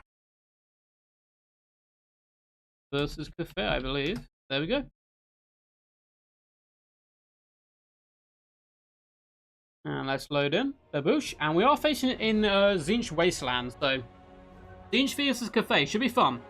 Should be fun. Like, Tzeentch have the potential to drag down the large constructs rather easily, of course, with all the blue and pink horrors and so on. But likewise, Grand Cathay can trade back really effectively with range. I have a replay that's going to be coming out probably in a few days, maybe next week, I'm not sure. There are quite a few to get through now, like on my to-do list. But a game we had on Livestream where I was against Demons of Chaos as Grand Cathay, and it was so much fun. We were like fighting and retreating and stuff. What's up, Elgin of the Mist? Hope you're doing good, buddy. Hope you're all good in the hood, man. We are doing 2 more games today. So you made it towards the end of the stream, but glad to have you here, man. Very glad to have you here. Yeah, there's like a Gothic game, isn't there? So I have a question for you, Duck. If necromancy was real in real life, would there be mercenaries who are necromancers? Oh, for sure, man. Like, if necromancy is a real thing, governments would try to get hold of that immediately. Like, immediately people would try and abuse that for war and stuff. Yeah, I could see people, like, selling themselves as mercenaries if they were a necromancer. Like, it just, I don't know. I couldn't see people not trying to abuse that kind of power. How would you even learn that you were a necromancer? Maybe, like, you're a kid and, like, one of your pets dies or something, and you, like, try and bring it back?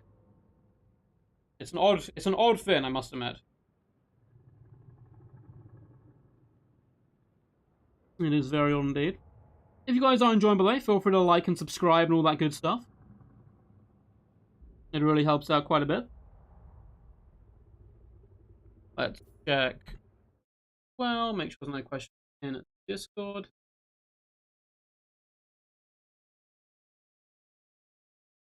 Looks like we are all good, I believe.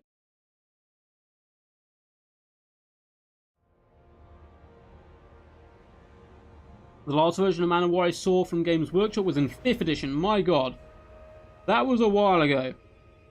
That was a little while ago. 5th edition happened quite a while ago, I believe.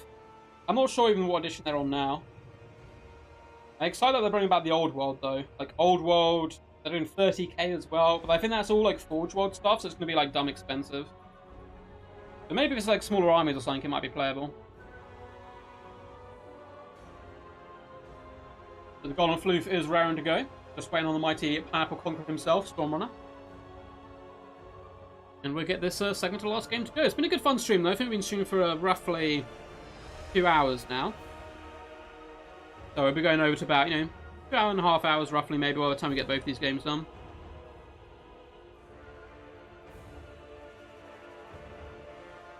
Yeah, I'm sure they've been working on some weird stuff.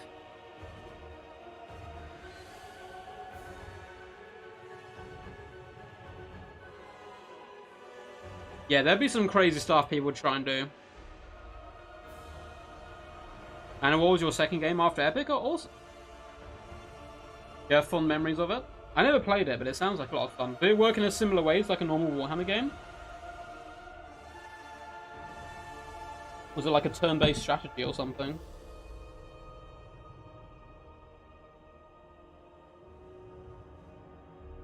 Just waiting on Storm. And we'll get this game cracking.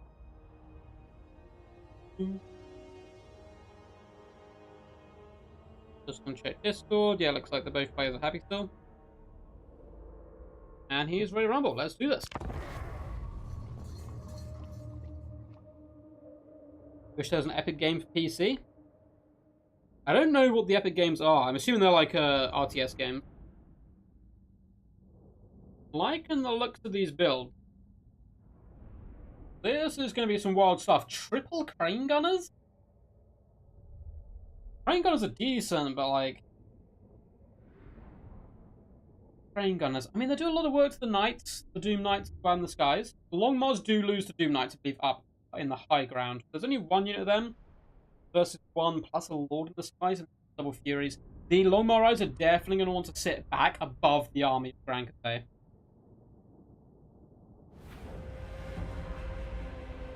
And, like, not fight over their enemy, really. Realistically, that would be the best course of action, I think, for these guys. So, without further ado, let's delve into this. The mighty Storm himself does bring a decent air corps of Chaos Furies, as well as Doom Knights of Tzeentch. Probably my favourite unit in the Tzeentch roster. I don't know, blue and pink horrors are pretty hilarious, but these guys, they're really menacing and badass in general. We do have some Chaos Knights. Looks like they'll be taking the flanks. Main battle line, of course, will be made up of Forsaken and Blue Horrors, as is the standard for Tzeentch. And then we have a Herald of Tzeentch of Metal in the skies and a Cultist of Tzeentch, who looks really cool. Some very fun animations on the ground. Just coming in really for that summon. It looks like, oh, that was a really cool animation. It's like a bird-like animation. Also coming in with Flamestorm, though, which is badass. So Flamestorm, Searing Doom, Plague Rust, and Final Transmutation is quite a pool of spells there. For the forces of Grand Cathay, we have a load of Jade Warriors in a defensive formation, holding down triple Crane Gunners. Very interesting choice. We then have a load of Peasant Horsemen in the back. We have some Halberds, Great Longmar Riders in the sky, as well as the beautiful Dragon-Blooded Lord, also known as Batman, because they have those really cool masks on. Coming in with Missile Mirror is a really nice spell. Ancestral Warrior Summon as well is quite a good selection of spells. I believe I saw an Astromancer somewhere. There we go. Coming in with Curse of Midnight Wind, which I like quite a bit. Interesting builds. We'll have to see how it goes. Curse of Midnight Wind down on the Doom Knights would help the Longmars beat them, you would think.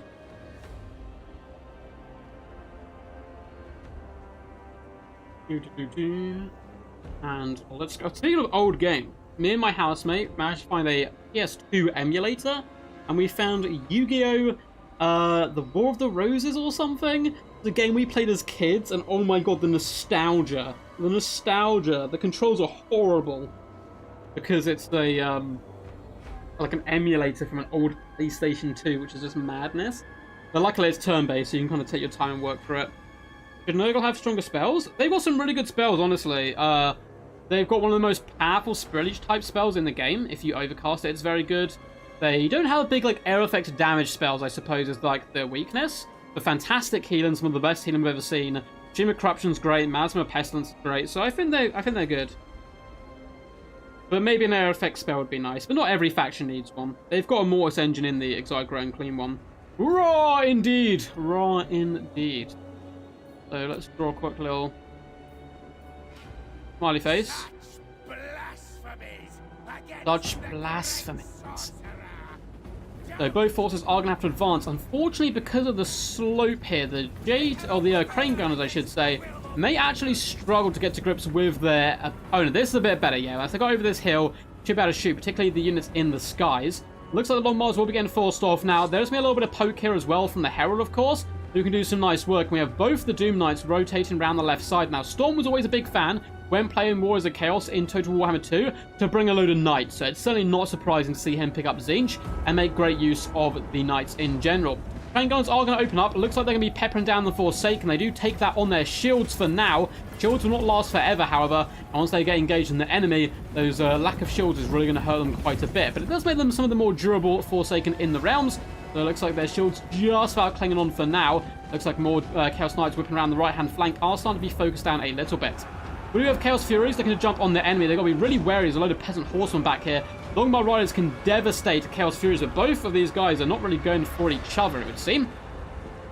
No way the Longmar's going to take a fight of the Chaos Knights. That'd be a bold choice indeed. In the center here, it looks like we do have the Curse of Midnight Wind go down, which is going to catch quite a few units out. The Blue Horrors, though, are lighting up the arses of the Grand Cathay Warriors, particularly going after those Crane Guns. A lovely pick here by Tzeentch. Doom Knights continue to whip around the left-hand side and try to find a little hole into enemy back pocket. There are Halberds back here. And of course, we have the summon potential of the Ancestral Warriors. And it looks like that's just what's going to be happening. The dragon wills them to life. Fight and defend Hogwarts as they push forward as stone statues deal with the Blue Horrors, who are desperately trying to hold on here. Furies do jump down, jump in the Crane Gunners. Looks like a really good pickup here all round by Stormrunner. Looks like it's going to shut down both the Crane Gunners. That is devastating there for our King and Liege Lord of Grand Cathay. Peasant Horsemen do pin in the Chaos Knights, though, long enough to allow the Peasant Longsword to get involved. Really cost-effective trade for Golden Floof on that left-hand side. So both players trading very effectively into each other. It looks like as well the Grand Cathay Lord is able to push back the Herald of Tzeentch. You can kite quite effectively. The Chaos Knights do float onto the left-hand side, beat back Peasant Horsemen and Crane Gunners, who have now been shattered. They definitely need to rotate, though, into the front line, because the front line is a bit more of a flustercluck for both sides. Forsaken are trying their hardest here. They really under quite considerable pressure.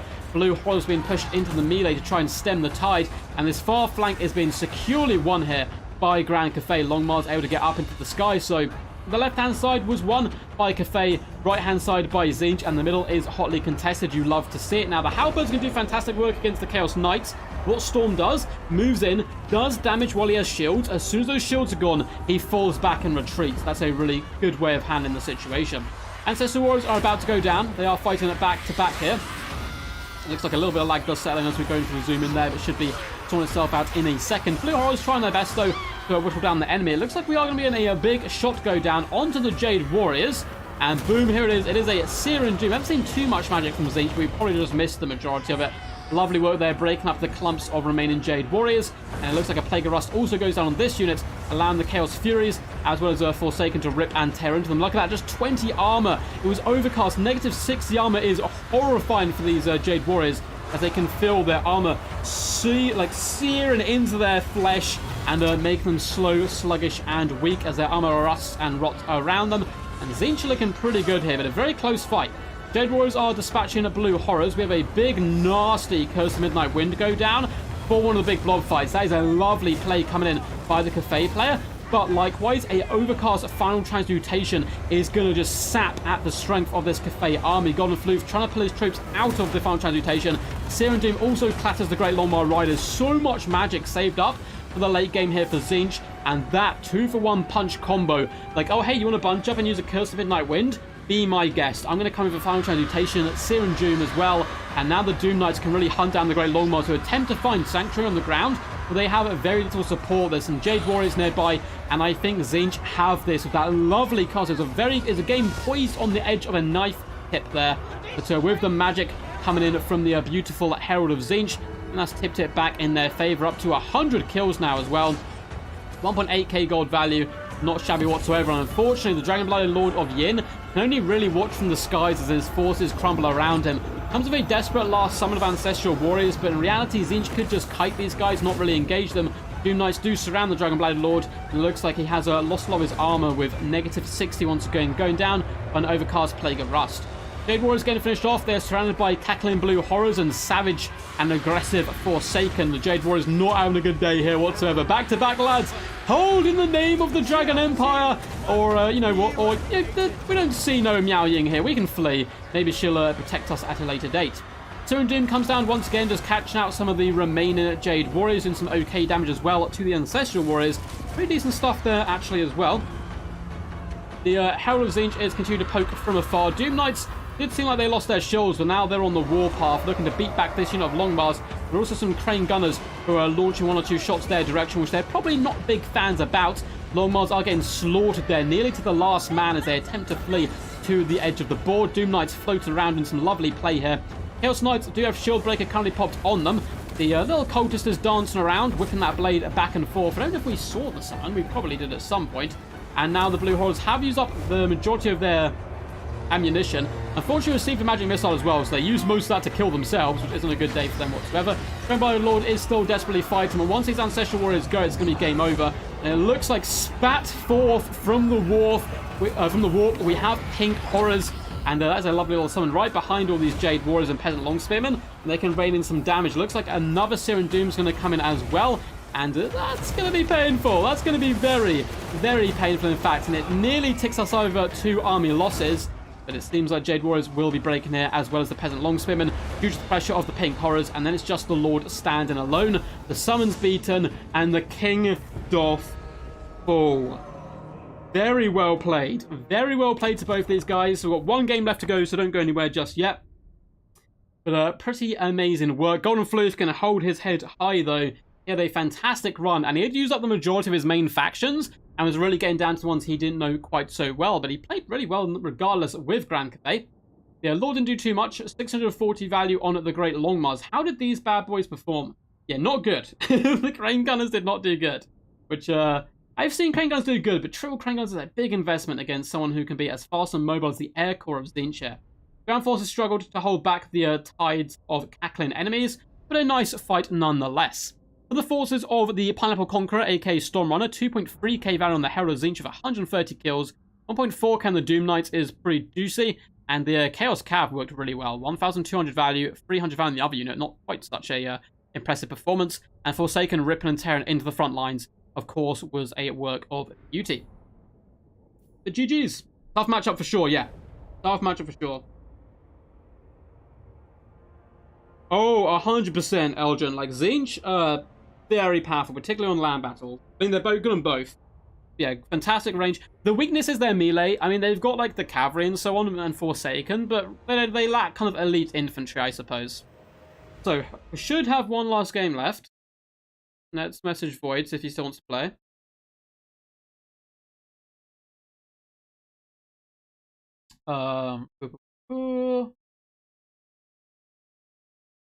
Void, you are up for the last game of the stream.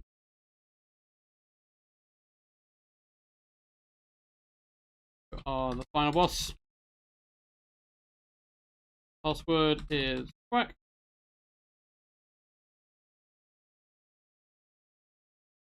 Awesome.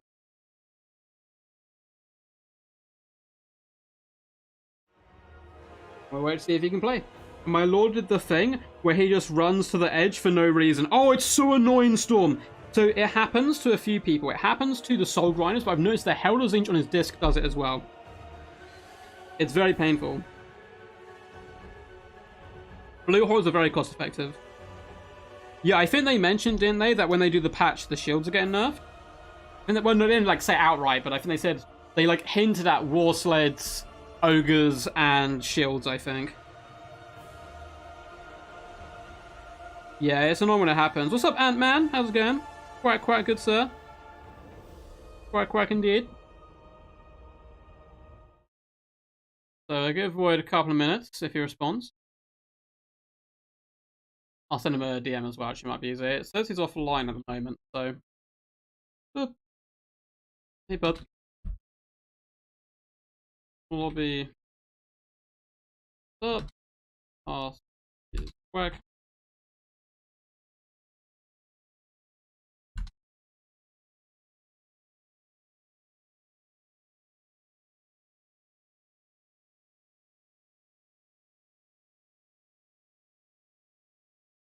Cool.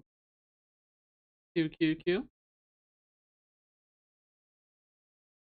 Let's change the scoreboard. So well done to Golden Floof. He does unfortunately bow out there with the the small reign of terror. 4 victories is very impressive. Alas, he has fallen here. So let's get rid of that and change the name. It shall be a very talented tournament player. So it should be good fun. Both these guys very experienced tournament lads. Been around for a long time, they know the game. Ah, I want the code for the lobby. Get that.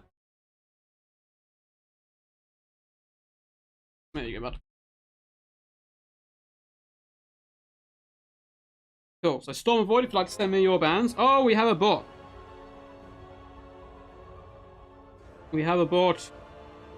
Gotta run to work. Gotta move the trains. We'll watch tonight. GG. Thanks for stopping by, Ant-Man. Honestly, I appreciate it. I hope work's not too stressful or anything for you.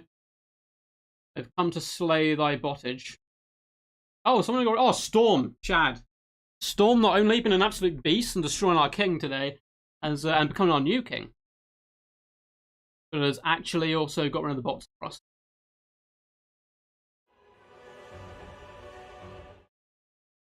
Cool. Looks like Void's line up the game.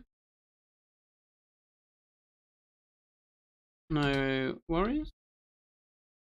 Also, send across your ban when ready.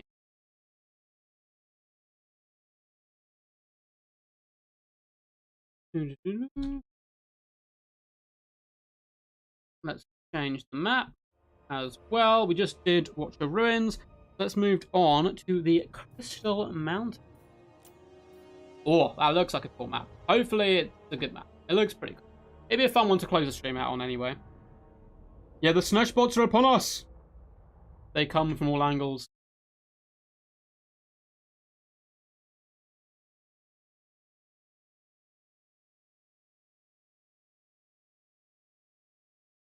Cool. So I've got what Void wants to pick and his ban. We just have to wait on Storm now.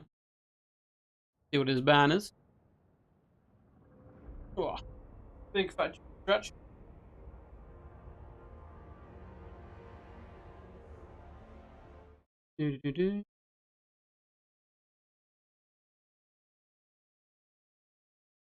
Awesome.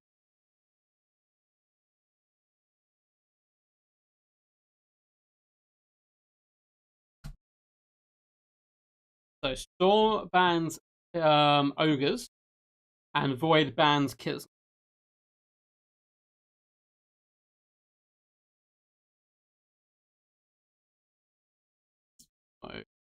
So it is Khorne versus Tzeentch.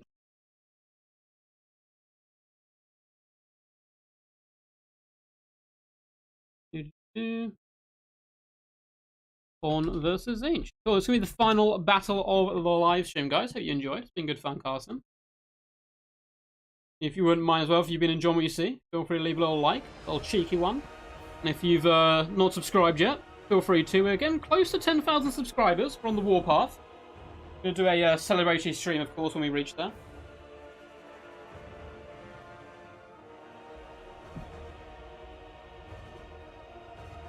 What do you think of a wide union build with blue and pink horrors and exiled pink horrors? Yeah, that could work certainly very well. We tried out on a free-for-all the other day, but we came into against a full cavalry build. Obviously, didn't go so well. But yeah, against certain factions, I could really see that performing quite nicely. Just mass-wide, like, horrors everywhere, launching shots. It can be pretty devastating. Pretty devastating indeed.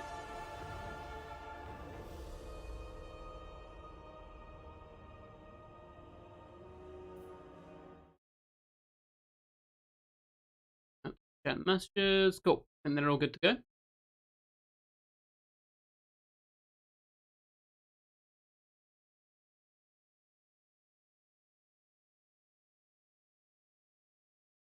Oh my god, someone just posted my memes thing. It's amazing. On my Discord. I need this in my life. I'm just posted a picture of a magnetic goose which can like hold knives and keys and stuff for you.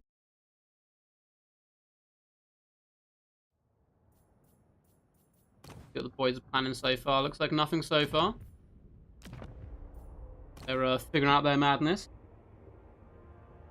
Play it like layered dwarfs. Yeah, exactly. You're a little more short range than dwarfs. You don't have the cannons, the problem.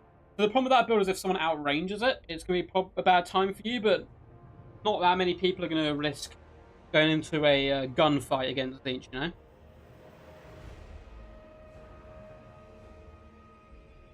Offering castration services from Khorne to counter the Slaanesh bots? Oh god. Oh god.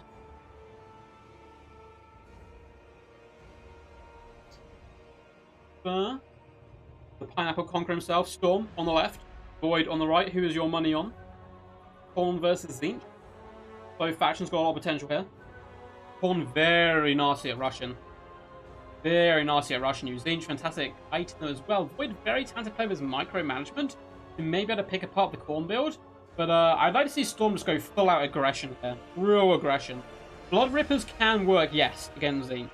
Because of the air effect. I think what we should do with it personally is lower its effectiveness. It's like 60-something% magical. It's amazing. Lower that down to like 20. But make it permanent.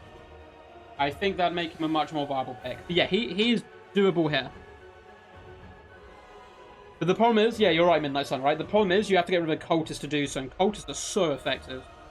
It's a tough trade. I think one's fine, though. 1 and 1 cultist, you just lose out on that summon to pop into the back line.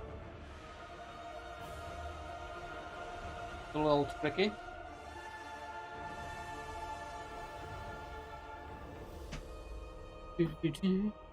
Check Discord.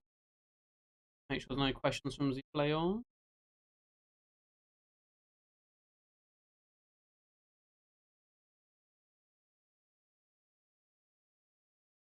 Heard.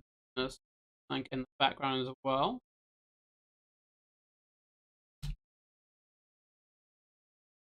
Just for the end of the stream. I'll look up something quickly.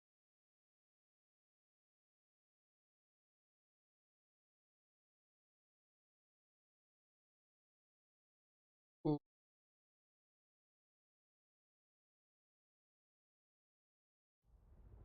Hop back in. Looks like both players still debating, figuring out their builds. The battle will decide the fate of magic. Will generations come to use magic? Or, yeah, like, it's like the Khorne want to get magic out of the realms. This is Void's fighting for, like, the sophisticated future of magic, and Storm's like, blood and gold, glory. Historic battle of our age. He just wants death and carnage for everyone. Go take 1 Blood Ripper against Kislev 2. Oh, yeah, that's a good idea. Counter Heart Winter? I mean, Heart Winter almost always overcast Heart Winter as well. It's like a 20% cost increase for 50% extra damage or something insane. Well, if you got the Winds of Magic. And I mean, it depends, because you'll get less cast that way. But... oh no, the bot's appeared. Alright. I can't get rid of the bot for a second whilst I load in. Hang on a second, I might better do it on my phone. Let's see. Give me 2 seconds. I don't even know why the bots are, like, targeting me. I don't even have, like... you know, it's not like I'm a giant YouTube channel with, like, 1 million people watching where they might actually trick 1 or 2 people.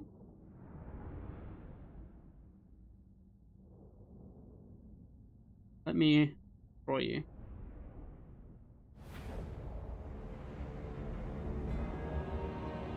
Well, cool. Hopefully they've been destroyed.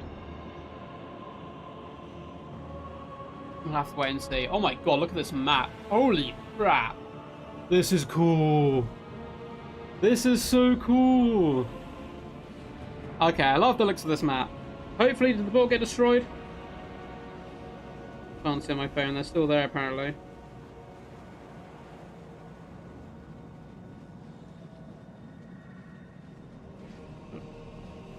Port again.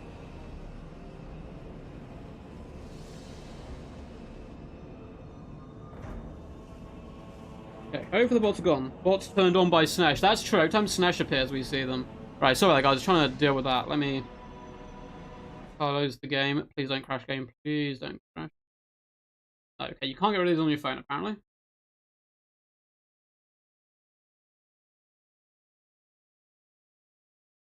Okay, I have to remove each one individually.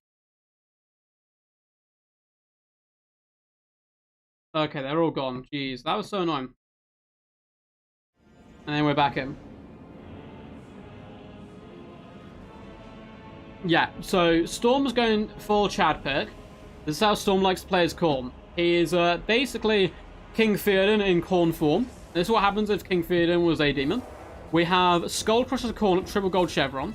Blood Crushers of Khorne, triple gold chevron. More Skull Crushers of Khorne, and you guessed it, triple gold chevron. Chaos Warhounds. We have a Herald of Khorne.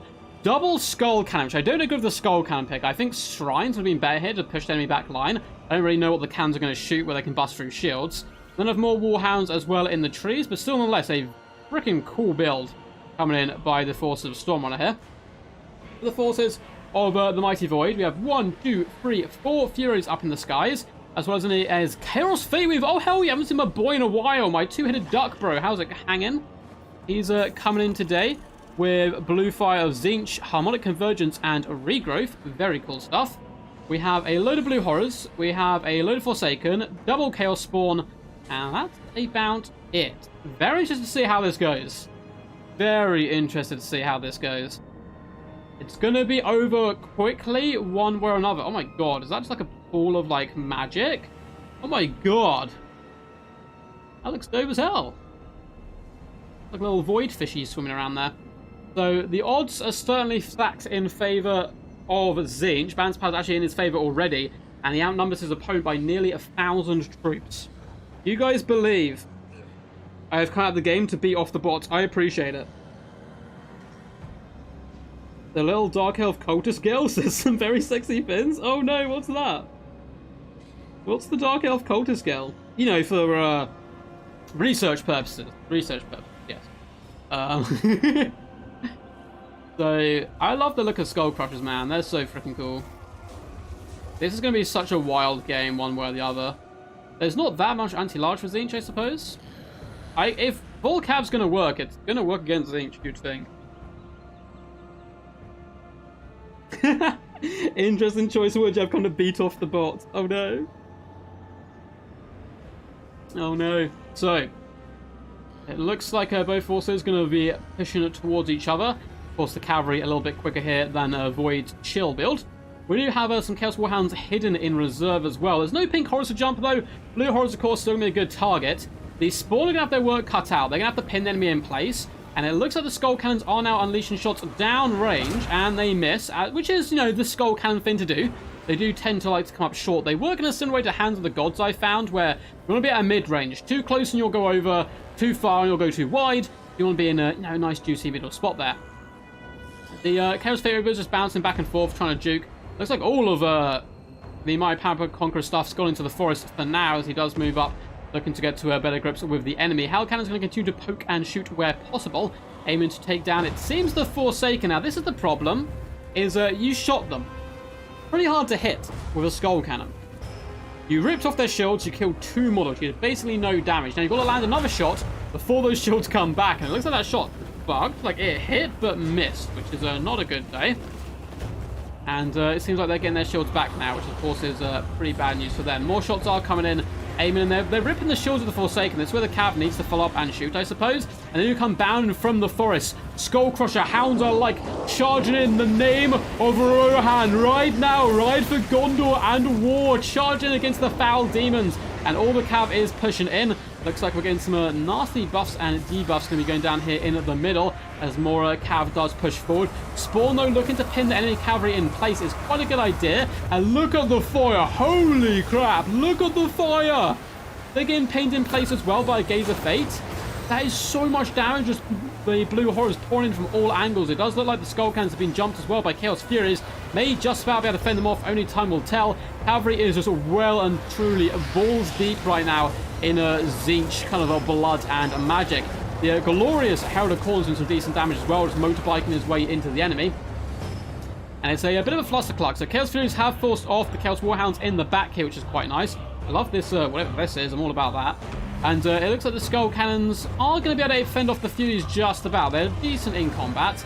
Looks like Chaos Fairy may go over and say hello to them, though. In the mid-fight, the Blood Crushers doing a decent job just grinding their way through the enemy, but they're in real sustained, kind of saturated combat now, which isn't where they want to be realistically. Herald of Khorne does receive a rather nasty blue flame to the bootay, which is not what anyone really wants. Lovely little swirl around, though, sending the Blue Horrors flying. You love to see it. Up to 30 kills so far. There are more Blue Horrors on the warpath, though, and approach. Skull Cannons are now jumping the Blue Horrors, doing some lovely 360, kind of popping those wheelies, which I love to see. And unfortunately for them, the Blue Horrors are going to be raining shots, and there are Chaos Furies as well. Flesh Hounds, or Chaos Warhounds, I should say, do bound into action. And the forces of Tzeentch starting to get a little bit low, actually. We can see a nice bit of pressure has come in as the Blue Horrors are getting run down. But likewise, Khorne are really on their last legs. And the longer the game goes on, the more damage Chaos Fate is going to do, the more shots he can do, and it's going to be more and more problematic for Khorne. And the Blue Horrors raining shots down. Certainly, arguably the best infantry in the game. They're certainly up there anyway.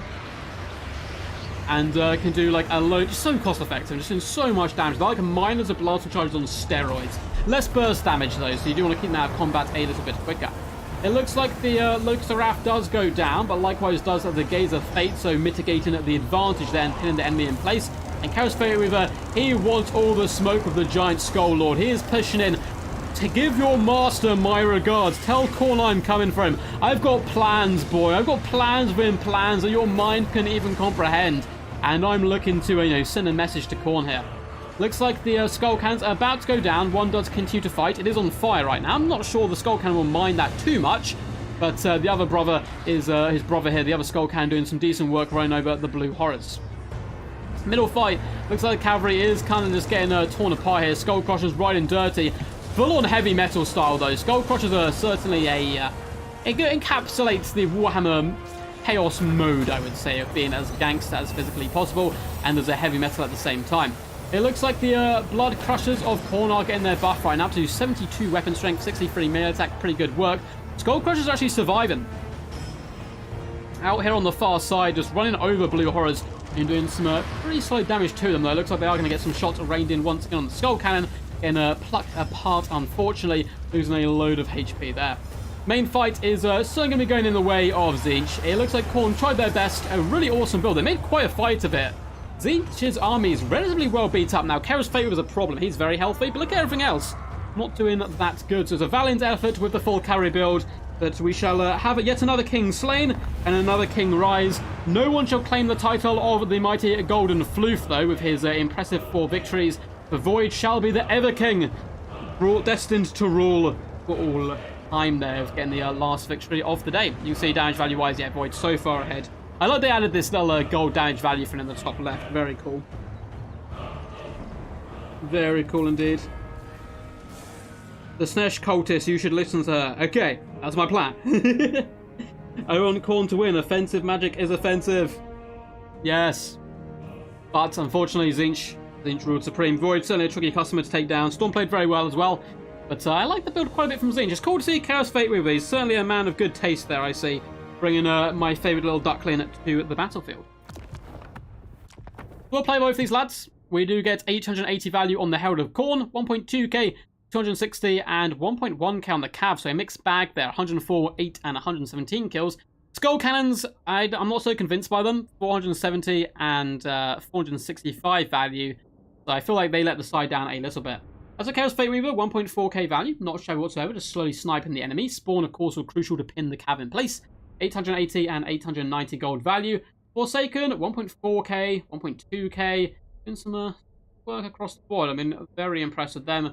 Blue Horrors, 700 value being the standout, but across the board, getting a good spread of damage.